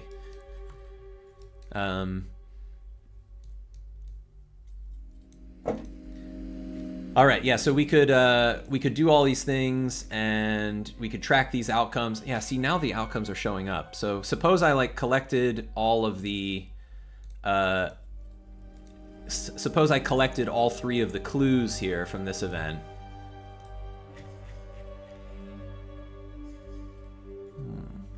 Yeah, there's still some bug with the outcomes not displaying in the codex. So, I mean, that's the bug I encountered previously. I'm not sure why. Not sure why on that. But here I can see on the flowchart that I've got these outcomes marked as completed. This is something I'm going to have to look into right after the stream for sure. It's bugging me now.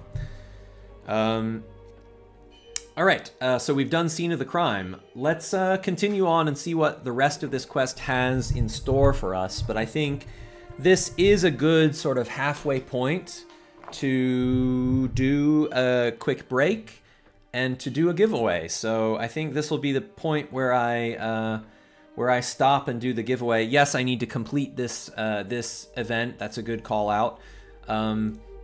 Let me complete the event, and I'll show you, before I go to break, I'll show you a cool thing about how I can end this particular scene.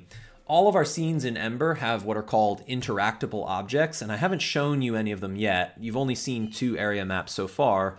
I'll show you more interactable objects that were in the Tradeway map later, but this map has a couple of interactable objects, some that are in the mine, some that are around here, and it's these things that are like purple highlights with the gears. These are interactable objects in Ember area maps, and they're ways that you can interact with or change the environment as you explore.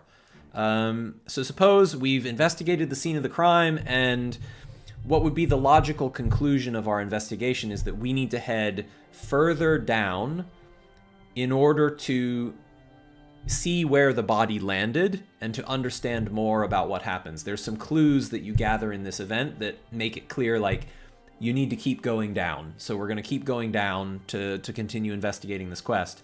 In order to do that, I can show you a cool little interactable. So let's get my squad all over here to the lift, and we'll load everyone up in the elevator. And then I can interact with the elevator. And this is one of the interactables on this scene. So I click on the elevator as the... Oh, I have someone here twice. You don't need to be here twice. There you go. I interact with the elevator, and I get a little pop-up dialogue. The lift descends into the depths. Select a destination for the party.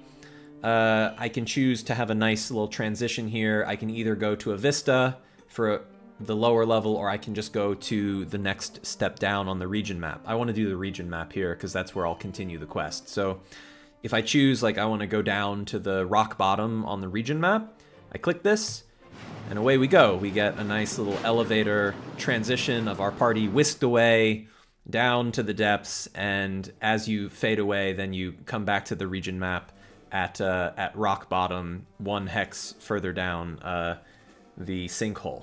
So we're now still in Arcturel, but we're now down yet another level where we will see what awaits us in the lowest level of Arcturel, which is called Rock Bottom. So I'm going to take a break here before we do Rock Bottom, and we'll do the giveaway. I'll take a quick AFK. And when I get back from break, I will do that giveaway, and we'll continue demoing the way that quests work and play in Ember. So don't go anywhere. Stay for the giveaway. Stay for the rest of the stream. And I will be back with you momentarily.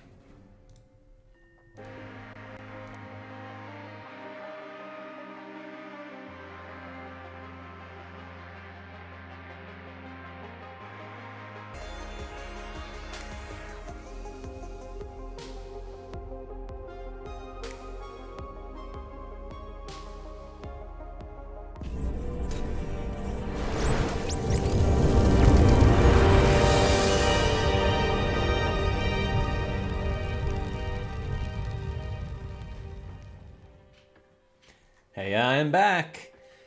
All right, let's get this giveaway on the road. So I got a roll table here. I got 159 of you in chat. Awesome turnout. Thank you all very much for being here.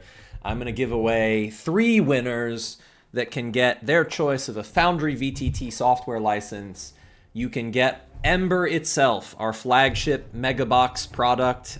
You can win a copy of Ember, or if you already have Ember, you can pick up the Ember Lunar Dice as an extra bonus. If you win and you have all of those things already, shoot me a DM and we can figure out if there's something else we can get over to you. So let's give this a big roll on the anniversary week spinner. Good luck. 3 winners, and here we go. Our first winner is number 27, Bolts J, a name I know well. Congratulations, Bolts. Second winner, number 50, Ez Breezy. And third winner, number 122, Sketchy Dev. Bolts J, Ez Breezy, and Sketchy Dev, you are the winners if you are here to accept your prize. Now, to accept, you have to say something in chat. Bolts J accepts. Excellent. Let's see if we get Ez Breezy or Sketchy Dev.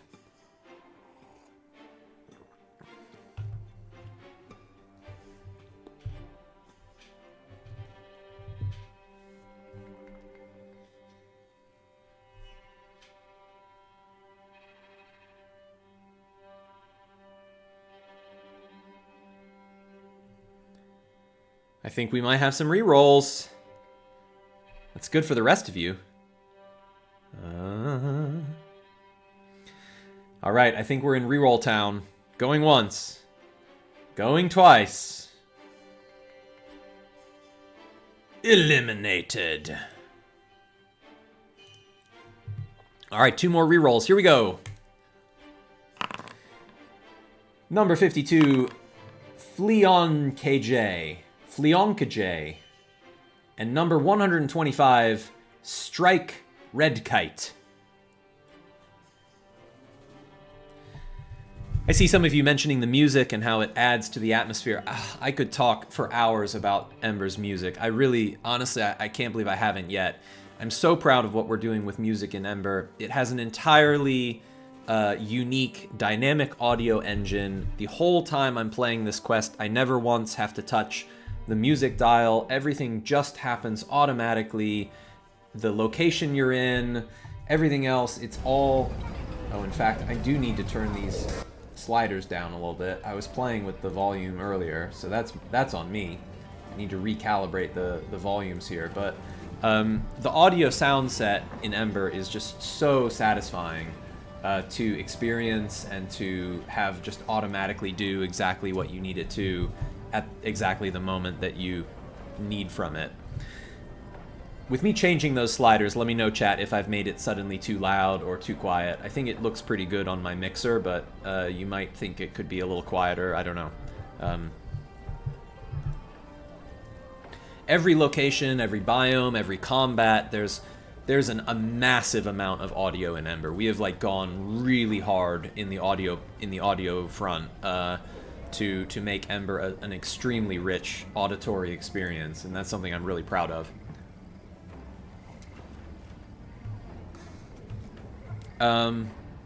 Freeze says, no longer all the parts showing on the audio tab.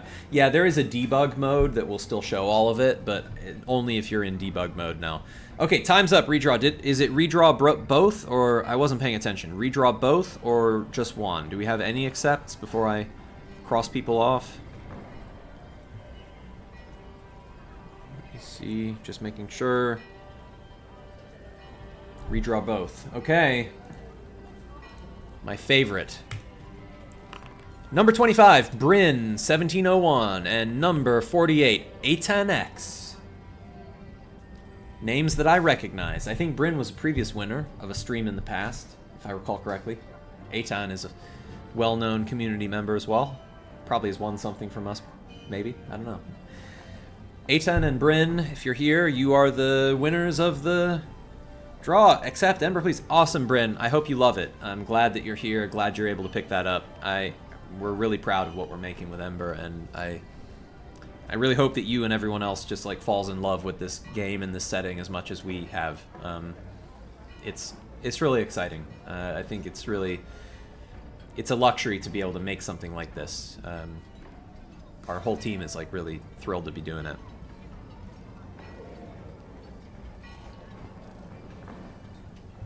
All right, is A10 here or AFK?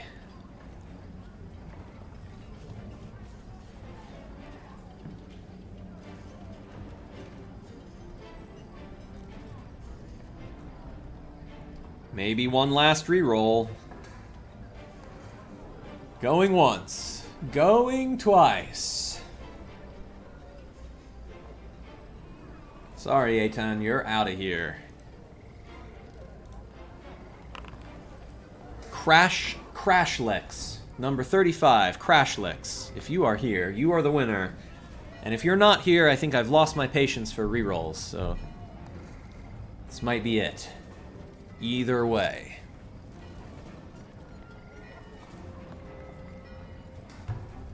Yes, Crashlex is here. It's always good to have someone who's here and excited to be a winner. So congratulations to you. GG. And yeah. Congratulations. Thank you all for participating. Sorry to those of you who didn't win, but we'll have more giveaway chances in the future, although not for a little while, because this is the last event of our anniversary week. So you may have to actually pay us money for Ember, those of you who didn't win, which we'd really be broken up about that, let me tell you. I got all these artists to pay, y'all. Come on. Give me those Ember purchases so I can pay our artists, please. All right, let's continue on with the adventure. Rumors in Rock Bottom. As you look for immediate signs of a crime scene, you can't help but notice that the atmosphere here in Rock Bottom is thick with languid aimlessness, and the scant denizens of this rough-and-tumble tent town go about their business with little to no regard for your group. Scanning the dim expanse, you spot a few immediate points of interest, including a pair of itinerant spelunkers sharing a bottle of wine on the boardwalk, and a small mushroom farm attended by a wooden construct. It's quiet here, but you draw little attention as you pass, as if Rock Bottom has seen its fair share of surprises, and then some. We'll load into the scene for Rock Bottom, and this is a Vista encounter. So we see that we're here in the pathways at the very bottom of the sinkhole. At last, we've descended the lift, and there's this kind of ramshackle town of itinerant workers and passers through who have business at the bottom of the sinkhole. This is a bit of a dangerous place. There's not many who live here, but it is the sort of point of embarkation for any expeditions that go further and deeper into the pathways. In this event, in Rumors in Rock Bottom, you would have the chance to speak with locals who saw the body tumble to his death. You would be able to... So one of the things I didn't mention previously in the speed run through this event, one of the clues you would discover earlier on is that both the deceased, Kellen Lord, as well as the perpetrator, the renegade construct, both tumbled over together into the abyss. Kellen Lord to his fatal end. The renegade construct itself seems to have somehow survived the fall. And so as you descend to Rock Bottom, you are looking for signs of what may have become of the perpetrator of this crime. During this event, you would talk with Ifton Shep, a local mushroom farmer. You might meet and talk with Totter, a sort of comical Arcturian construct made of hewn logs and given a crude semblance of personality. Good old Totter. And you know, there's other little funny characters about that you might also speak with during this particular event. So as the event proceeds, you speak with the Spelunkers, you speak with Thura and Beat, some named characters. You speak with Ifton Shep, the mushroom farmer. You maybe meet Totter, the construct. Not the renegade, of course, a different construct. You also get a clue as to something called an entropic pearl. One of the things I did not talk about earlier in the demo of this quest is a key industry for Arcturel is mining and resource extraction. A sub-industry of that is the harvesting of Incaro pearls, a rare and precious resource that are obtained from pools in the pathways. And so one of Arcturel's industries is the dangerous harvesting of Incaro pearls. That work is largely done by constructs because of the peril that is inherent in the process, and there is a clue you can get in this event about a corrupted entropic pearl, a corrupted variant of the standard white Incaro pearl that has some unusual effects. And the entropic pearl ends up being a clue that might matter later in the quest. So from here, we might say, okay, we gathered the evidence that we could get in this particular event, so we have marked off that we've obtained some evidence. And from here, the evidence points us on the trail of the renegade construct, fleeing away from rock bottom into the pathways itself. So from here, in order to continue the quest, the party has to venture out into the perilous sinkhole depths of the pathways, a unique underground subterranean biome that they could explore and encounter. There's some particular clues. The Incaro pearls are harvested from the pools to the north of Arcturel, so that might be potentially one of the first places to investigate, although it seems that the construct's trail leads to the south. So you need to decide whether you're going to investigate the pearl farm or whether you're going to follow the construct's trail. You can eventually do both. See a good question from Cube Mats. Are modules required to run Ember? No. Ember is designed to be like an all-in-one, all-inclusive experience. Now, there are some optional modules you might run, like for example 3D dice, Ember lunar dice. We could turn those on so that you have 3D dice, but also with specialized Ember dice skins. But other than that, there's no module at all that's required for Ember. You can use modules with Ember.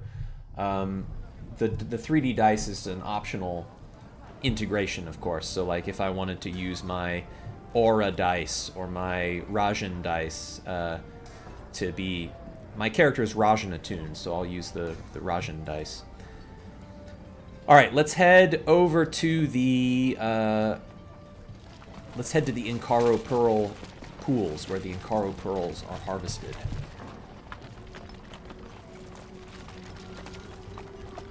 Here we go, traveling through the mysterious pathways. We make it to the pools, and we encounter a collection of bubbling pools covers a broad area here in the depths, the majority of them built up with small docks, wooden sidewalks, and sheds roofed with large fronds cut from the surrounding wilderness. While some of the pools sit unattended and unworked by the people here, they're home to strange creatures moving through the surfaces of the water. As you draw closer, an unpleasant stink of sulfur and other acrid gases becomes hard to ignore. A long rope fence surrounds much of this area and bears the sign, Silver Beam Worksite, authorized personnel only. A curious gathering of Silver Beam personnel awaits you as you draw nearer to the primeval shores of the lambent Incaro pools. This cohort includes a mixed group of pool divers and mutap farmers, a couple of armed Silver Beam guards, and a singular figure who wears her authority on her sleeve. This exasperated Hulgren is clad in the officious garb of a Silver Beam foreman, and if her casual attitude of control is any indication, this must be the site's foreman. Beyond this group, two Silver Beam constructs tend to a couple of wild mutaps in the large central pool. Mutap, as you'll learn in a moment, is the creature from which these Incaro pearls are harvested. The tension here is thick enough to cut with a knife, and it seems you've walked in on this group mid-conversation. One of the pool divers, a grizzled fellow with a couple of large scars on his forearms, pleads to the foreman with some distress as he motions to the pool nearby. Zerka, this is the third report of Jurtak in the area, and in just as many weeks. You know those slimy bastards don't linger around without good reason. We need more guards around here. Please don't make me beg. The Hulgren foreman turns to the Silver Beam guard at her side and asks, "What's the latest news from the balconies?" He replies without pause, "We're on it. I send a runner back to town asking for a couple of extra bodies down here, but I don't know when they'll turn up, so it's just my team right now." The grizzled pool diver scoffs loudly. "That's right, we don't know when they'll turn up. We never do. At least House Sever pays for proper guards on site when they're in charge. We lost a good man out there because your Raylan overlords are too cheap to pay for their talented personnel. They'd rather rely on shoddy machinery instead. Zerka raises a hand to silence the worker. That's quite enough, Kondo. I can take it from here. She turns back to the guard. Please do whatever you can to keep the perimeter safe until more help arrives. Everybody here, keep your eyes peeled. We already have one fatal incident on our hands. We don't need another. Now get back to work, and try not to swim into the mouths of any mutaps if you can help it. The cohort of workers and guards disperses, taking their appointed places around the pools nearby. The Holgren foreman directs her attention to your group, sizing you up with the tacit immediacy of someone who's quite used to unannounced guests. You don't look much like reinforcements to me, and field trips are cancelled until further notice. As you can see, we're a bit busy here. If you don't have official Silver Beam business, I need to ask you to keep moving. We enter this scene and we find ourselves amidst the Incaro pools. We've entered up here and we need to speak with Zerka Bronzebellow, the foreman, and the two Silver Beam guards who are here to help, as well as some of their team that is throughout the environment. So what we see here is we are in the lush sort of alien otherworld of the subterranean pathways.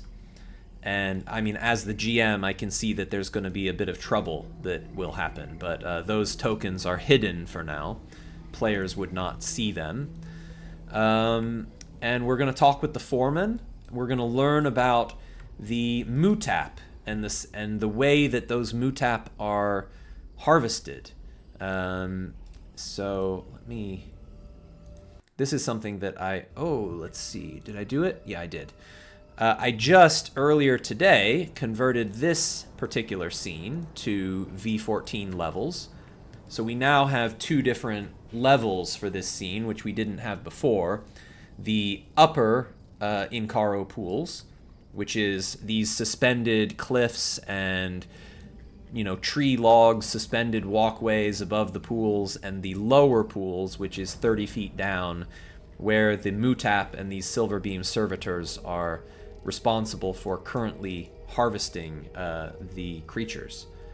The mutap are a pretty weird type of creature that are responsible for the creation of the Incaro pearls that are coveted by the teams harvesting the environment.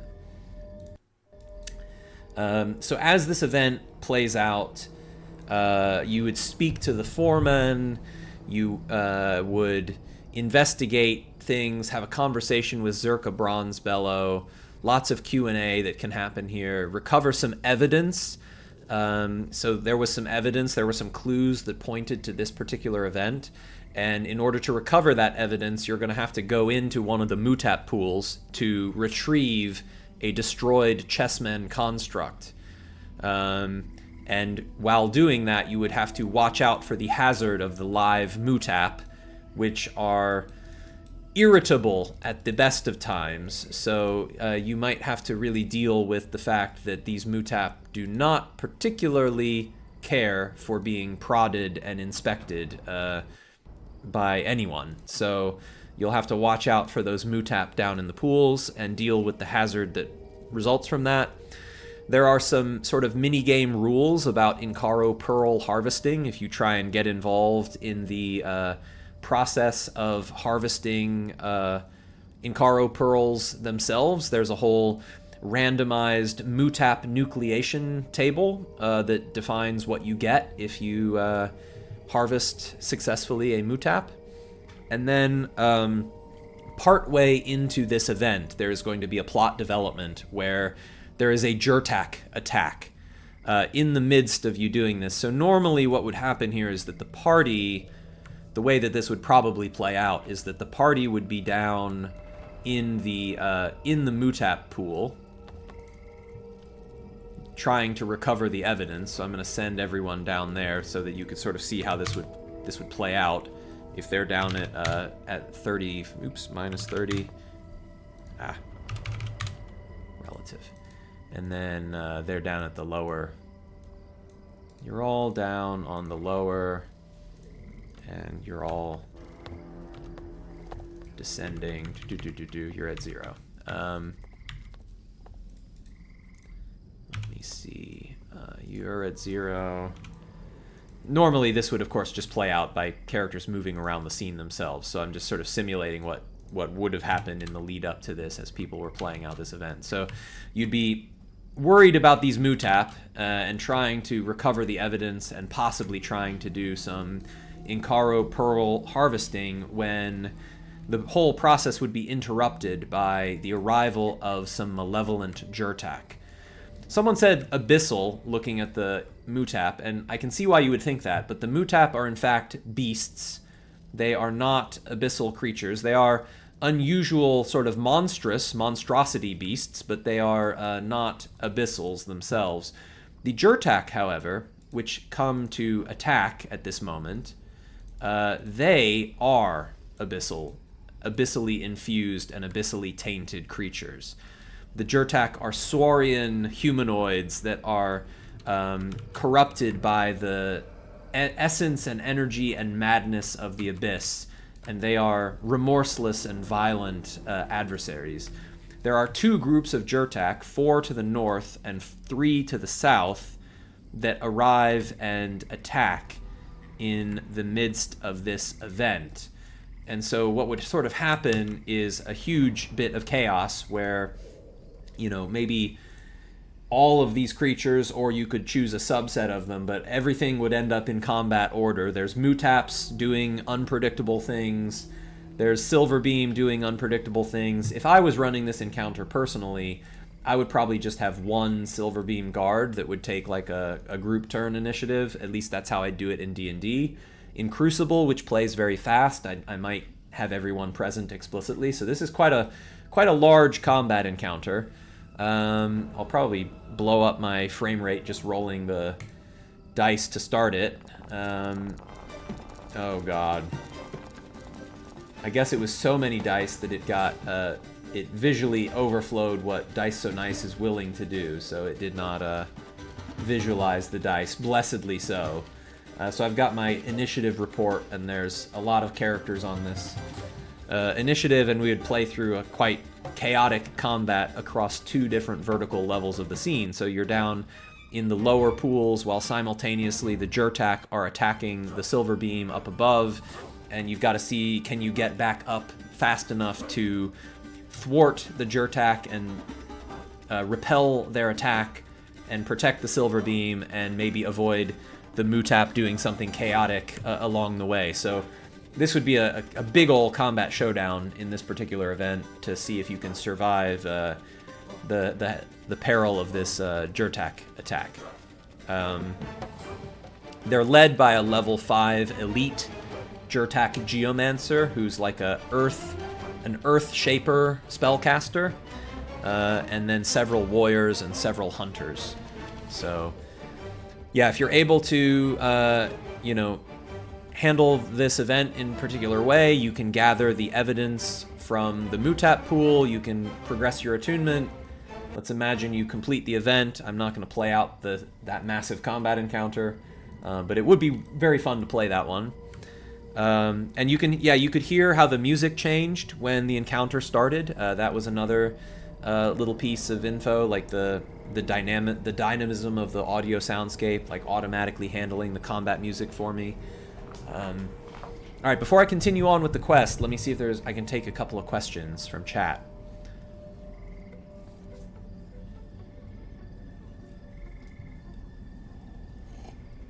Must have been a lot of dice. Yeah, well, every initiative roll in Crucible is a 3d8, so that's 3 dice for every combatant, and it was probably like around 25 combatants. So yeah, it's probably about 75 dice that just got rolled. Can you show the event HUD? Yeah, so the event HUD, Jinker, good question. I can show the event HUD for this quest. Glitter in the Dark. I'll turn it on, and we'll see. Oops, not that one. We'll see, like, we've done some events here. We did Surface Matters, we did Scene of the Crime, we did Rumors in Rock Bottom, we also did Troubled Tradeway, and then we see where we have next, where we can go. We've just completed Poolside Predicaments. Our other clue that we found leads us to a peculiar encampment, and so that's what the party would probably be investigating next, although they could also, through happenstance, end up encountering Junkyard Cogs. That's later in the quest, so we can see we're also going to end up over here at Junkyard Cogs. Then we're going to end up back in Arcturel for some follow-up events later in the quest, like presenting the evidence and such, so on and so forth. So the event HUD helps you see like what leads to what visually on the region map. Okay, so now we need to follow the trail of our renegade construct to the south. Let's imagine that we were damaged a little bit from that combat encounter. We might need to take a rest. It is 9 p.m. anyways, so we need to rest overnight. On the party sheet, I can perform a rest for the whole party. We'll rest for 10 hours. And I'll allow the rest to be interrupted. We'll see if we get interrupted by anything or not. So we begin our long rest, and we are not interrupted. We successfully rest, so each character in the party gets their long rest, their full recovery. Time is advanced until the next morning, and away we go. We're venturing through the pathways, following the trail of the renegade construct that performed this murder and fled the scene after surviving the fall. We go down this kind of seemingly dead-end alleyway, and we see in the distance that there is some sort of encampment deep in the pathways. So we head over that way, and we encounter Aberon's Folly. A question from Caddy Damien: can we make our own quest line? Eventually, yes. Currently what you can do is you can make what's called standalone events, which is one-off events that can happen anywhere in the world. They work exactly the same as these events that I've just been showing you, but they don't have the flowchart support to be linked into a complex quest chain. There will be the support to homebrew your own Ember quests using the full set of builder tools that we use to define these narrative quest lines. You'll be able to use all of these tools to define your own entirely custom quests. But for the moment, all you can do is just individual one-off events, but the sort of UI-friendly quest line editor is coming in the future. Alright, so we reach Aberon's Folly. Out of the subterranean darkness, you spy a tiny source of light, nestled atop a craggy hillock, where the silhouette of a ramshackle encampment looms over this forgotten corner of the pathways. A half-dozen tattered tents and stacks of splintered crates around a small fire pit at the camp's center, which can be reached by way of a pair of rickety bridges that hang above the area's rocky terrain and overgrown fungal sprawl. As you survey this curious encampment from afar, you can't help but notice what appear to be 4 medium-sized humanoids gathered in hushed conversation around a low campfire. What you first mistake for the metallic sheen of greaves or pauldrons turns out to be the ferrous luster of iron limbs. This group of 4 people is actually a quartet of expertly made constructs who continue their dialogue unaware of your presence. Nearby, a large riding lizard is hitched to a post, catching errant dragonflies with its long, prehensile tongue. We load into this scene, and this one is a social encounter in the pathways with these constructs, the chessmen, that you have had described in the exposition of this particular event. In this event, the plot thickens a little bit as you learn about more of what has been happening with these constructs. These are 4 chessmen who have, as you'll learn in this event, they have become awakened through some mysterious process, such that they've gained sapience and consciousness that outstrips that of their typical peers. They've given themselves names: Hugh, Ryder, Lucent, and Chamberlain. And they collectively refer to themselves as the Downsiders. You can talk to them about the crime that's been committed. You can learn more about the truth of it. Hugh, in particular, is the eponymous renegade construct who was responsible for the death of the individual. But the others all have things that they can share with you as well. So this event plays out by having you talk with the 4 Downsiders: Hugh, Lucent, Chamberlain, and Ryder. And there's a lot of interesting role play to happen here. So they all have their unique descriptions. They all have their things that they can say to you.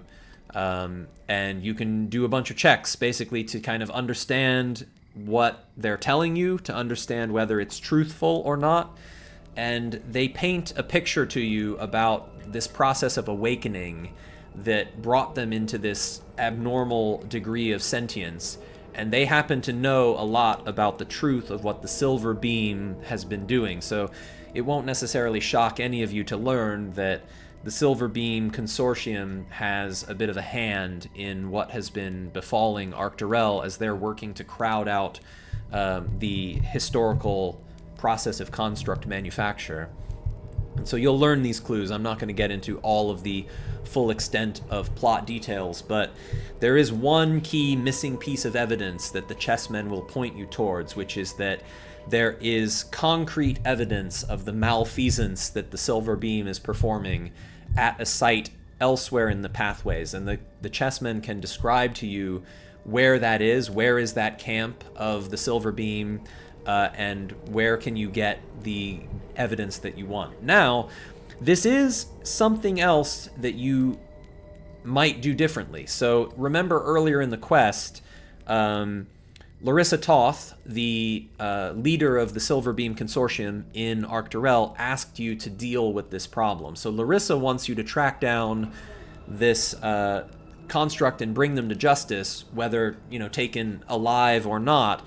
And so one of the options you have is, if you're choosing to work with Larissa in order to perhaps gain a powerful ally at the Silver Beam, you might end up in combat with these chessmen. This might turn into a combat encounter where you would then be on an area map fighting out this encounter against them. So there is the possibility of this turning violent if you side with the Silver Beam and you raid the chessmen camp. Otherwise, you would be kind of following up on the clues that the chessmen have given you in terms of, do you want to seek out the truth of what's been happening here and get the evidence against the Silver Beam to prove that they have been culpable for some of what is happening in Arcturel. So having talked with the chessmen, you would then be able to go back on your way, assuming that you're not going to fight them right now. Let's head back, complete the event, and head back to the region map. The clue that the chessmen would paint for you would lead towards an encampment on the far west side of the pathways. So we're going to head... Uh-oh. What's happening here? No, that's an impossible move. Why are you doing that? Oh, no. Oh, no. All right, bug number 8, folks. I've somehow tricked it into moving directly into an impassable hex. That shouldn't be possible. Let's see. I'm going to reload and see if I can... Yeah, see, I ended up in this impassable hex. That's certainly not... Oh, I had unconstrained movement toggled on. Whoops. Shouldn't have that toggled on as the GM here. It will let you do unadvisable things. Alright, we'll decline this event. We'll continue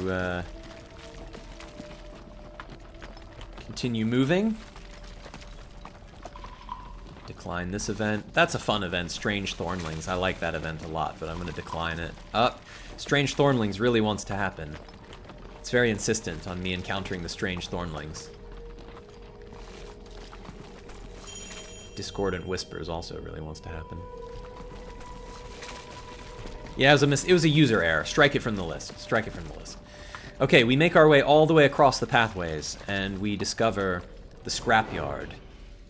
A wrenching sound of scraping metal echoes off the stone, emitting a screeching tone that makes you wince in discomfort. You scan the environment to identify the source, and your eyes catch sight of coiling tendrils of smoke hovering overhead before you in the gloom. As you cast your gaze downwards, you see shifting forms of shadow and their silhouettes dancing in front of the flickering glow of firelight. Drawing closer, you survey an unexpected landscape. Battered iron drums, heaps of rusting metal, and twisted remnants of strange machines discarded carelessly or accumulated into disorganized piles. In the center of the space, a large smelting furnace glows angrily, hungry for salvage fed into its all-consuming crucible eye. Up close, you can smell the stink of rusting metals and forge smoke, mingled with the ever-present scent of the sinkhole's fungal rot. Somewhere ahead, you can hear the echoing rings of a hammer on steel, but the natural terrain of the area blocks the origin of the noise from sight. We go into Junkyard Cogs, and we find ourselves in a bug. We find ourselves in a bug. We find ourselves in a scene where none of the creatures that were supposed to spawn have spawned into it. So, why is that? This is probably a byproduct of my reorganization of the scene into V14 levels that I did earlier today. I suspect... Yes, I suspect... Oops, that's in Carpool. Scrapyard upper. Sorry, just doing a quick debug, because I was working on this... earlier today. The spawn zone, scrapyard lower. That should be right.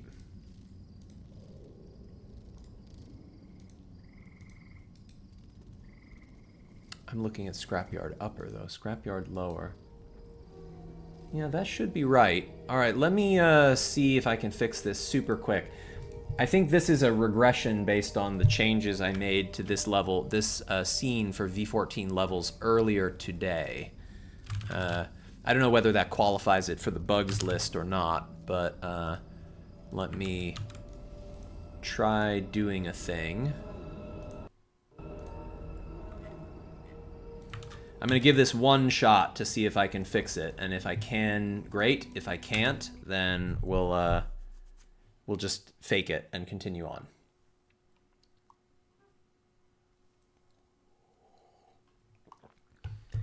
This used to be a single scene, no levels, with different compositions, and so switching it to a levels view means that certain things have to get rewired together to function properly with multi-level and with different like spawn zones and everything. So I'm going to try this again and see if I've solved it this time.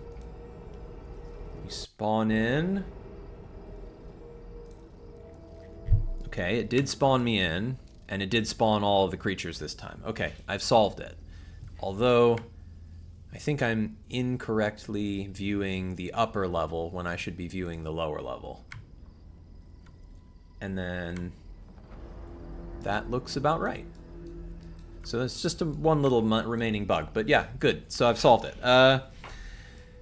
Not a bug, hasn't been released yet, but I will add it to my notes of things I need to fix before we release our next update.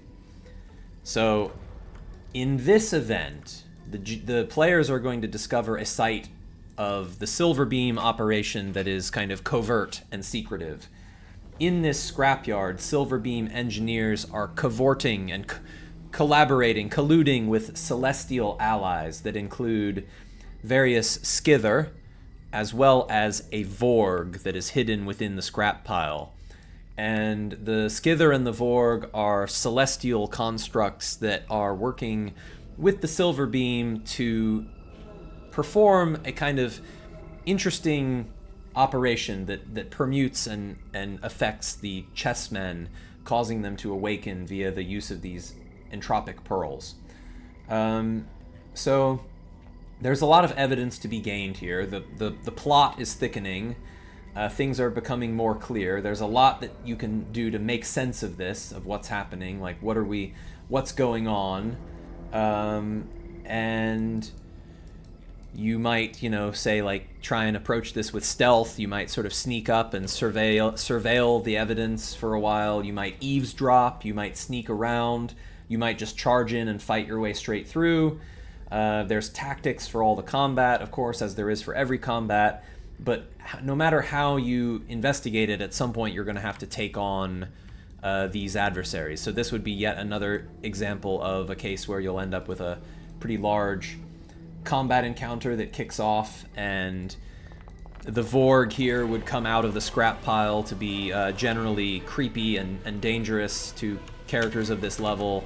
The Skither swarming all around. The Silverbeam servitors would awaken and fight against you also. The Silverbeam, of course, not wanting their operation here to be discovered, you would have to do battle with quite a large number of foes in this environment of the scrapyard. So I'm not going to, of course, play out the combat encounter, but it would be a fun one to run. And again, with Crucible, like, these big combats can go pretty quick. I mean, it's never going to be fast, but you can play out a big combat like this in Crucible pretty good because of, like, all of the automation and the fluidity of the turn-based economy that you have there. Alright, so imagine we've defeated these enemies. We end combat. I'll let you hear the combat music for a minute more before I end it. But you're able to persevere, and we mark off the outcomes of this event, that you've recovered the monstrous remains, you've gathered evidence of the chessmen's scrap metal, where they're breaking down and destroying chessmen to try and corrupt them. You gain the Silverbeam schematics that depict the kind of arcane recipe of doing this permutation of the chessmen using the entropic pearl, the awakening. And with all of this evidence in hand, it's quite clear that the Silverbeam are complicit and are kind of involved in some shady stuff. So suppose you recover all of that evidence. You're going to go back to the region map. And at this point, with evidence in hand, the next step of our journey would be to get back to Arcturel and to present that evidence, that damning evidence that Silverbeam has been up to no good. So from here, we can see our next step is presenting the evidence back in town. So that's where we're going to head next. We're going to head back to Arcturel. Adrian, Celestials in Ember are very complicated, and they're certainly not good, per se. So Ember's Celestials they're kind of, they're a mixed bunch. There's many different types of Teraphim, many different types of Celestials, but they are certainly as wicked as other types of creatures can be. Alright, so we get back to Arcturel and we can present the evidence. The iron chains of the elevator squeal and clank as the lift grinds its way to a halt in lower Arcturel. The people of the dives appear to be going about their business as usual, including Zodi Trask, who you can spot leaning on the northern catwalk. Trask's attention vacillates between locals nearby and the wide, sweeping city of Arcturel itself, which glitters in the dark like some magnificent geode. The quarryman seems lost in thought and taps his foot with a measure of restlessness. So we start this event, and soon after the beginning of this event, now, as we start this event, there's a couple of This probably is a configuration issue. So this can go on the bug list. As you start the event, you should be here just with Zodi himself. And then as the event proceeds, there will be some other arrivals that will come and join the event. So I need to track a bug that 2 of these characters were originally visible that should not be originally visible. So bug 8 goes back on the list. You arrive, you talk with Zodi, and soon there is an inquest that emerges as Larissa Toth and Lucent both arrive to present their different sides of the argument. Now, Lucent, of course, one of the downsiders, the awakened constructs. Larissa, of course, being the administrator of the Silver Beam. And between the 2 of them, you've got to kind of hash out what you've discovered and decide what you're going to do about it. So this is a little bit of a social showdown event where you come armed with evidence, and there's 3 different distinct sets of incentives for you to balance against. There's Lucent, there's Larissa, and there's Zodi, all of whom have their own different things that they care about and things that they want for Arcturel and want for you to do. So I won't kind of go through exactly all the ways that that could shake out, but you can either exonerate or condemn the downsiders, the chessmen. You can support Larissa, you can support Lucent, you can support Zodi's ability to find a peaceful resolution, and then this leads into the end game of the quest. So if you side here against the consortium, you'll head into one path of endgame. If you side against the downsiders, you'll head to a different path of endgame for this quest. Now, we kind of expect in the writing normally that you'll end up siding against the consortium, but the alternate gameplay path is fully written and fully available for you to agree with Larissa and agree that the chessmen are a problem and that they need to be eliminated, and that the problems that are in Arcturel will be better served with the Silver Beam at the helm of its operations. So, of course, you know, you might take the bad guy path, and there can be more significant, perhaps monetary or social rewards for doing so, but if you're following the good guy protagonist path, then you would probably be siding against the consortium, in which case this event would end and Larissa would kind of scuttle away back to her HQ, and then Lucent would want to take on some next steps with you and schedule a meet to decide what to do about the Silver Beam. So at the end of this event, Lucent schedules a meet with you to begin the Storming the Consortium event. That is kind of the end game finale of this particular quest. So that would happen when you go back to the surface, back to the tradeway level of Arcturel. We ascend and we see that we have the opportunity to start the Storming the Consortium event. That is kind of the end game finale. One of the things I didn't mention previously in the stream is that you would have gained a milestone upon the completion of Junkyard Cogs. So this is a 2 milestone quest, and of course you need milestones to level up. Glitter in the Dark has 2 milestones that you can get, one for Junkyard Cogs and another at the end of either Storming the Consortium or Checkmate for Chessmen. So there's 2 milestones you would get, and one of them would be awarded at the end of this one. So if I were to award that milestone, there's a button at the end of the event where I can click that button and it awards the progression milestone to each member of the party. So we would see, for example, that, I mean, this character wouldn't be level 1, but they have an additional milestone now that they would have gotten from that event. Alright, Storming the Consortium is the finale of this quest, and I don't want to do too many spoilers, but I'll do some spoilers for sure. I mean, you've seen the quest at this point. I assume anyone who's very sensitive to spoilers will have tuned out by now. Yeah, so we begin Storming the Consortium, and we find ourselves in the Arcturel Tradeway in the Glimmer Lounge, which is where you agreed to meet the chessmen. I need to correct their starting...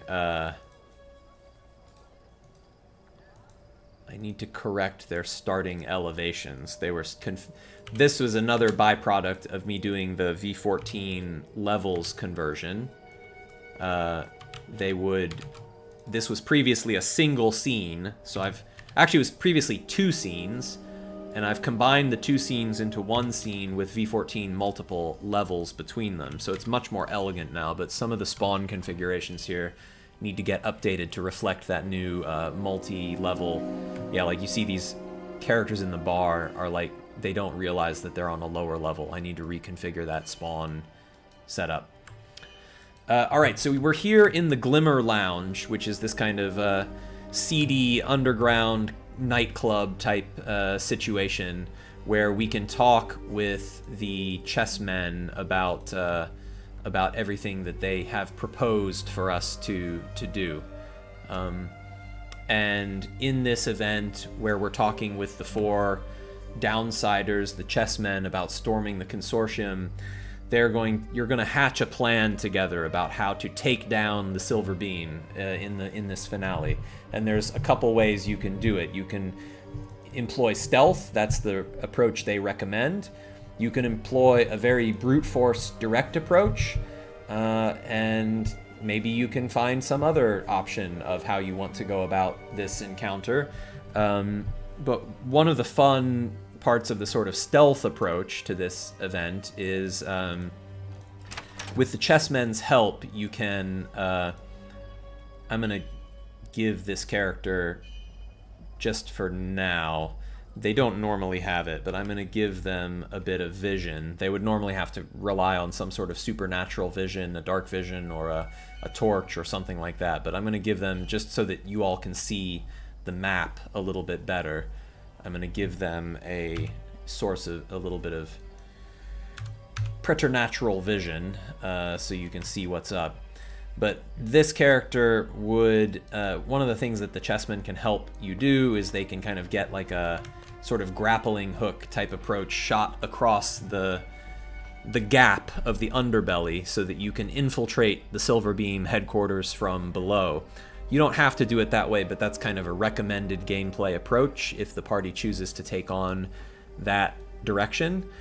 And if you kind of use that like grappling hook kind of approach to get over the gap, you know, facing a perilous fall, then you're on these like kind of catwalk platforms outside the underbelly of the Silver Beam HQ. And this is a fun little sequence that is a little bit like a kind of stealth infiltration type sequence. So you can see, like, as you sneak into the interior of the Silver Beam HQ, you can see that there's all these kind of like vision blocking obstacles, and we've got like guards and engineers and whatnot that are like patrolling around the place, and they should be all, again, I need to reset all of the elevations of all of the characters that spawn in this event. Sorry, I didn't get that right ahead of this stream.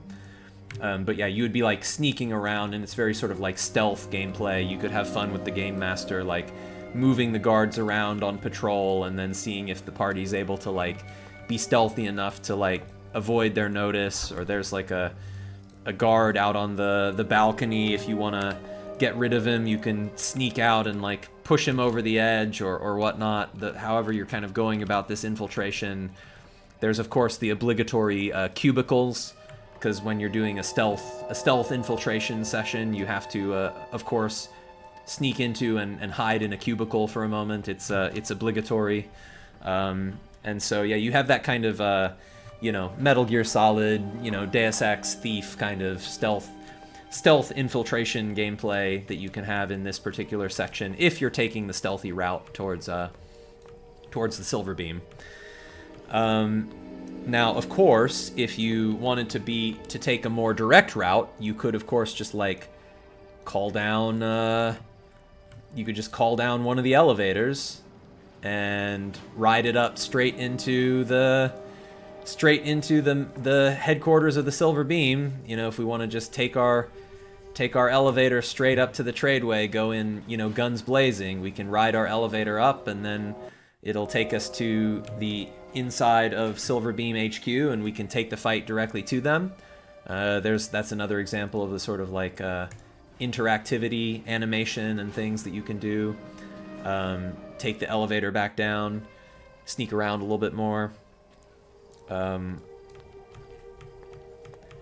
maybe some more guards wandering through this area. Of course, more tokens that I did not set to the correct elevation now that I've converted this to scene levels. Forgive me. But yeah, you're sort of, sneaking past the guards, sneaking through. This is, of course, part of a 2-layer, multi-level environment. So as you sneak through it, you will at some point, move up to the upper level. And I should have brought the whole party, of course, but if you're sneaky, you can make it all the way to the tradeway level. Oh, and this one's another bug. I've like totally mangled the spawn configuration of this particular event. There should be stuff spawned all through here. So anyways, you'll have to forgive me. This is a little bit work in progress because I was converting this scene in real time, pretty much. But Larissa Toth would be here in her office. She's the kind of eventual boss of the quest, but there are Silverbeam servitors all on all of these platforms that would be confronting you along the way. They're kind of not yet awakened, so either you like disturb them or you don't disturb them. And then of course there's the honking big like Silverbeam sentinel that's like standing here. So if you were to do the direct approach and kind of go in, kick down the front door and go straight in, you might end up coming face to face with the Silverbeam sentinel that's kind of a boss that's going to come to Larissa Toth's reinforcement as you are fighting her.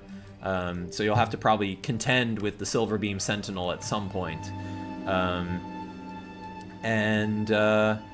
Yeah, then you would face Larissa Toth in the showdown of this event. And there's one other cool thing I can show. Both at the sort of receptionist desk as well as on Larissa Toth's desk, there is a panic button.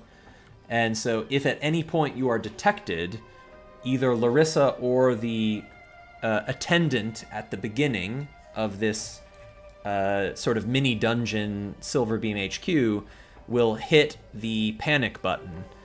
And the panic button, I'll show you, I can click this, I can engage lockdown. And when I engage lockdown,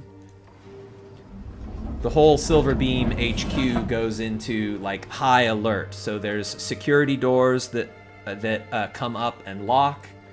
The elevator bays return to their lower position, and certain of the constructs that are around the Silverbeam HQ would become immediately awakened and hostile to the party.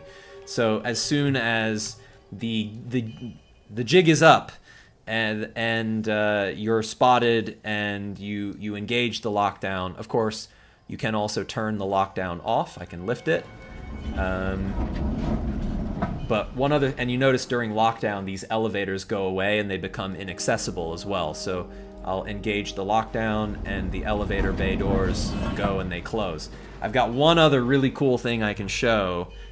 Oh, there is a sound. Yeah, I didn't show it, but there's I need more of a... So you hear there's like alarm bells going off as well, all throughout the complex. So yeah, you would be spotted in the end, and you have to kind of deal with the security that has awakened to take you down. Now, there's one other really cool thing I can show, which is as the GM, the players get spotted and you take too long to storm the consortium, reinforcements can arrive. So, to bring in reinforcements, as the GM, you have a cool tool at your disposal. Once the complex is in lockdown, the two elevators can both be used as a method for bringing in reinforcements. And so when you click on the elevator as the GM, when it's in this descended lockdown mode, as the GM, you can decide, do you want to bring in reinforcements and who and how much? So for example, I might bring in 2 more silver beam guards, and I might also bring in 2 silver beam servitors, and I might bring in a silver beam engineer as like a reinforcement party that comes to join the fray. And when I call the elevator with reinforcements on it, we get a very satisfying entrance of some new adversaries. The bay doors open, the elevator comes up, and here are our summoned reinforcements that have arrived on the elevator, ready to join the battle. And so that's very satisfying. Yeah, very satisfying tool at the GM's disposal to help them do like a very dramatic visual, raising of the stakes during this this siege. Highly cinematic, right? And you can, of course, even if you want to bring ultra pain and ultra challenge upon your party, you can even bring in a whole new silver beam sentinel. You can bring in a chonking big guy on the elevator as well. So lots of ways to inflict some new misery upon your players if they are being especially inconvenient. So there you go. That's the Storming the Consortium event. That is the climax of the quest. And at the end of the event, good question from Napf that says, this looks like a lot of cool bespoke automation. How is this conveyed to the GM during prep? Great question. During the event, there will be a block that's like a Foundry interactivity block in the event text. Now, what you'll notice it says right now in the event text is early access. The elevators in this map will eventually be interactable and provide the ability to bring forth reinforcements like the Silver Beam Sentinel or additional guards in dramatic fashion.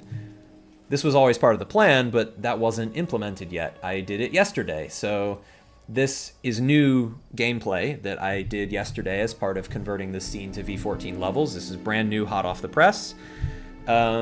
And so what we need to do now that this exists is I or one of the writers need to go into this event, and we need to replace this early access whip block with a Game Master's instructions block that would basically tell you how it all works. How does the lockdown interactable work? How does the elevators work? How can you use them in a cinematic way? And so yeah, what we'll do is we'll put in the text of the event, we'll put details on like how you should use the alert mode and how you should bring in reinforcements and how you can use these interactable objects during the course of play. So that will be conveyed to the GM in a hopefully easy to follow way. All right, so let's imagine we finish our event here and we complete this quest. We would then conclude storming the consortium, and we might, of course, achieve certain outcomes, like we might obtain incontrovertible proof of their corruption. We might also discover a particularly potent narrative item called the Diagram Transcendent. And if you discover the Diagram Transcendent, it may have later gameplay implications in Ember. One other cool thing is that, and I can also, of course, award the milestone for completing this event, and then we complete the event. One other cool thing is that certain key NPCs in Ember can also be attuned, and that's another new feature. So Larissa Toth, in fact, as a elite Altira Lightweaver, Larissa Toth would be a Luxarum rank 4 attuned NPC. Now, not all NPCs are attuned to any of the particular attunements, but some noteworthy NPCs are, of course, powerfully attuned with a particular force. And Larissa Toth is one of those, and so she has at her disposal the rank 4 Luxarum attunement features that you would have as a rank 4 Luxarum attuned player. For example, she can cast a spell using the Illumination rune, and if she casts a spell using the Illumination rune, like a ray of illumination, she can inflect it with the unique Luxarum spell inflection that only applies to Luxarum crafted spells. Now that one was unsuccessful, but let me just fake it again to see if I can showcase a successful illumination ray. Yeah, so she hits our character with this Luxarum illuminated ray, and it inflicts a special condition on the character for the Luxarum condition that makes them exposed to all further damage. So that's the kind of thing that you would get as a player character attuned, player character Luxarum attuned, but also the certain select non-player characters can also have those special sorts of attunements. All right, I think that's about the end of my demo. Of course, that was the capstone event of the quest, although there are follow-up events, kind of epilogue events in this quest. So depending on whether you did Storming the Consortium or Checkmate for Chessmen, there is an epilogue event on both sides of that narrative tree. On our side of the narrative tree, we would experience a Chessmen homecoming if we return to Lower Arcturel for one last time at some point later. We could experience this kind of homecoming event with the Chessmen and with Zodi Trask, and you get some like sort of epilogue style. We did it. We saved the town. We saved you. We're friends now. Let's keep in touch. Let's be best buds forever, robot buddy. And of course, you don't have to experience that epilogue event, but it is a way to kind of tie up the loose threads of the quest and set your burdens down and reflect on everything you've learned and the moral dilemma and the philosophy of these awakened chessmen and what should become of them next as they go about their newly awakened lives in Ember. And so yeah, there you go. That's Glitter in the Dark. I should credit Chris Lockey as the primary writer of this quest. Chris has done great work on this particular quest. Each quest has a writer on the team that's kind of, it's like their main primary writer on the quest. This one was Chris, and I really love this quest. It's a wonderful side quest. Gets into some really interesting themes, has some really memorable encounters. It gets down into the pathways, which is always a crowd pleaser. And, you know, just exploring the world, solving mysteries, that's what Ember is all about. And so you get a little bit of all of that in Glitter in the Dark. And you get some plot seeds that will tee up later quests in Ember. Some clues, some tie-in points, some integration, some overlaps with other quests that also take place in Arcturel or take place elsewhere. So there you go. That is a quest, and I would expect probably, you know, I sort of did a speed run through it in about 3 hours. I would expect probably a group to play maybe about 5 game sessions on this quest. Usually groups average maybe 2 or 3 events a session, and of course some of these events are long ones. So I would probably expect about 5 3 to 4 hour sessions to play through Glitter in the Dark. So it's, you know, quite a lot of gameplay just for one quest. And it's important to emphasize that Ember is made up of a lot of quests. There's, you know, 4 in Chapter 1, there's 8 in Chapter 2, there's 7 Chapter 3 quests, there's going to be 9 Chapter 4 quests. I should hide some of the names of these Chapter 4 and 5 quests. They shouldn't. I'm running in my dev world right now. I don't want to spoil anything. So Ember altogether is, you know, many years of gameplay to play through all of these quests that span the entire open world of the Arctis Plateau.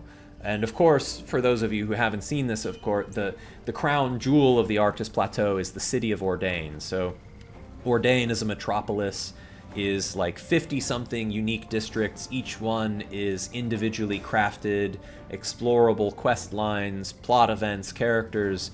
The city at the center of the Arctis Plateau, one of them, one of the mega cities of the world. Ordain is a beautiful, beautiful place to visit and to explore, and there's so much gameplay that happens in the city that mostly starts in Chapter 3 when you get to Ordain in Chapter 3. Yeah, but there's seafaring, there's spelunking, there's underground, there's ocean events, there's a mega dungeon. I can't wait to show you what we're cooking up for the mega dungeon. It is going to be epic. There is so much content here to discover in Ember. It is a magnificently rich environment, a magnificently rich product with so much to see and to do and to explore in this totally unique and original world. You also see the weather system, which is really cool. As I zoom out, you see there's weather that affects the entire region, and that has gameplay impact. So I can show you on the weather overlay how there's like heavy rain happening over here. There's a pollen storm happening over here in the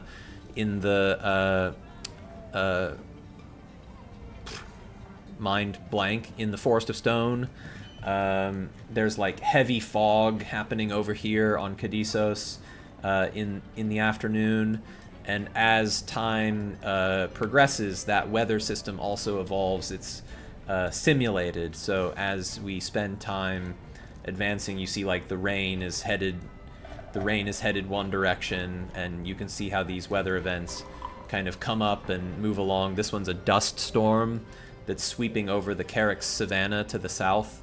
So this dust storm that's passing through.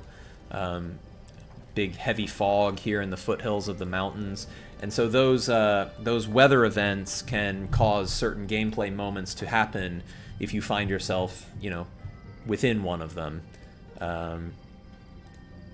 Certain gameplay moments happen, and there's certain like cosmological type weather events as well that are more attuned to the zeniths of the moon. So you see, for example, Cora is waxing right now.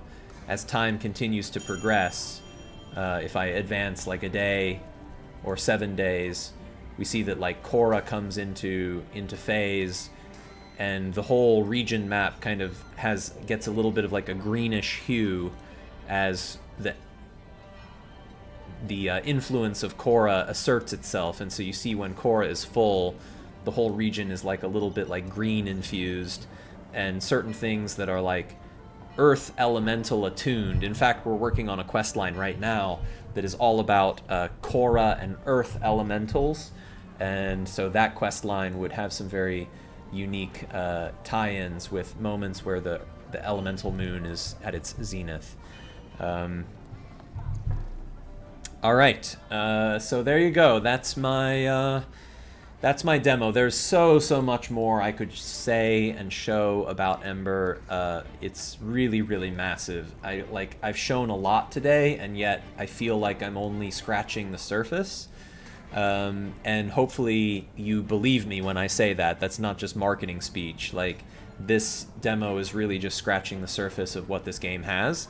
And so I hope that entices you all to either keep a close eye on it, maybe pick it up if you're already convinced. It's in early access, it's not done. As you saw, there will be some hiccups. We are still making it. It's a ton of work yet to do. We've got a long road ahead on that, but I hope some of you will be enticed to pick it up. It's been a big investment for our team to make this game, both of our time, of our passion, and financially, of course, because we pay all of our contributors, all our artists, all our writers, and so it's a big investment to make something this ambitious. And so I really hope that that you'll love it and that you'll choose to support this kind of thing that has never been made before. I don't think there's any other product in the world that is like this. There's obviously video games, there's CRPGs, but this is designed as a collaborative storytelling traditional RPG with multiple players and a GM. And I think something that is this anchored in the software experience and this rich and this expansive, I don't think anything like this has been made. So it is really one of a kind, and like, if you like this sort of thing and you want to see more of it, then you know, we need Ember to be successful in order to justify the craziness that's inherent in creating something like this. It's kind of an insane undertaking, and so we do hope that you'll love what we're doing and you'll choose to support, and you'll want to buy into what we've got going on here. And we would love to see you in Ember and see you in Ordain sometime soon. And we have the passion and hunger to keep making this and to make it as great as we possibly can to fulfill the extent of our vision for what Ember can be. And yeah, I hope you'll be along for that journey with us. And thank you so much to the people who've already picked it up, whether it was as a Kickstarter backer or as someone who's bought Ember pre-order since then. Thank you so much. Your support really means everything to us, honestly. Like, we need that. And otherwise, if there's anything that you can do to help us spread the word that, like, Ember is out there, this video will be on YouTube maybe tomorrow or the day after. And, like, obviously it's a lot to point someone towards a 3-hour video and say, like, go watch 3 hours of this.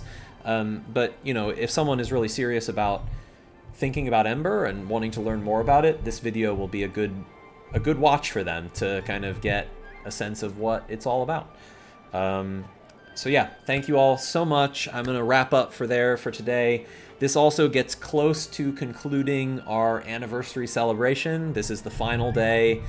We've made it through 6 years of anniversary. It has been a really crazy journey that Foundry has been on to be able to do this and to make the core software and to make Ember and to make Crucible and everything else that we're up to. It's been really fulfilling and gratifying and amazing. A reminder before I tune out of our anniversary celebration, until 9 p.m. Eastern tonight, that's 4 hours from right now, the software is still on sale, and premium content on our official marketplace is also on sale. Throughout the past 10 days, we've had a ton of really amazing events.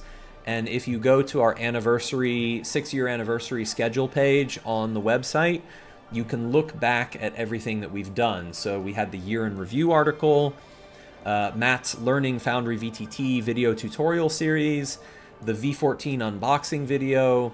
We had a premium content showcase article that you can read that has some nice information about Ember and other products that we're doing. We had the Crucible showcase video on Sunday if you want to learn more about the Crucible system. Matt's video series tutorial 2 about creating world backups. The House Divided stream on Tuesday, we showcased a ton of amazing stuff about improving House Divided for V14 levels. We did a Reddit AMA on Wednesday that thread got, I think, pretty unprecedented engagement compared to previous AMAs we've done. There was like so much discussion. You can go back and read through all of the comments that we posted answers to. There's a lot of insights from the team in there if you want to read through that on Reddit. Kaora did a wonderful lore showcase stream on Thursday that the video replay of that will be hitting YouTube momentarily, but until then you can find it on our Twitch channel, but it'll be on YouTube soon. Our Free Project Friday stream on Friday was really fun. We had some amazing projects from the team. That was a lot of fun to watch, so if you didn't see it live, you should definitely check that out. The video of that is on Twitch. It will be uploaded to YouTube very soon, probably tomorrow. Continuing Matt's tutorial series, and then lastly, this stream from today will also hit YouTube sometime tomorrow or early next week. So, whew, we got up to a lot. We did it. I am ready to go have a lay down. I'm ready to take it easy for a week. Like, anniversary is always so fun, but also so stressful. I've been working extremely hard on all of these things, as has the rest of the team. So I think we're all gonna like take a well-deserved light week in the week ahead and give ourselves a breath to recharge a little bit. So thank you all very much for being on this journey with us, and thank you for being here. And I hope to see you next time that we find ourselves live on Twitch. Hopefully it won't be a full year this time. We didn't do many streams between our 5th year anniversary and this one. Hopefully we'll have some more excuses to get live on Twitch from time to time over the year to come. I'd like that. So hopefully we can see that through. And until next time, I'll see you all in Discord land. I'll see you on Reddit. I'll see you here in Twitch, wherever else you can engage with us and find us. And thank you so much for your support. Happy gaming. Cheers. And I will see you next time. Farewell.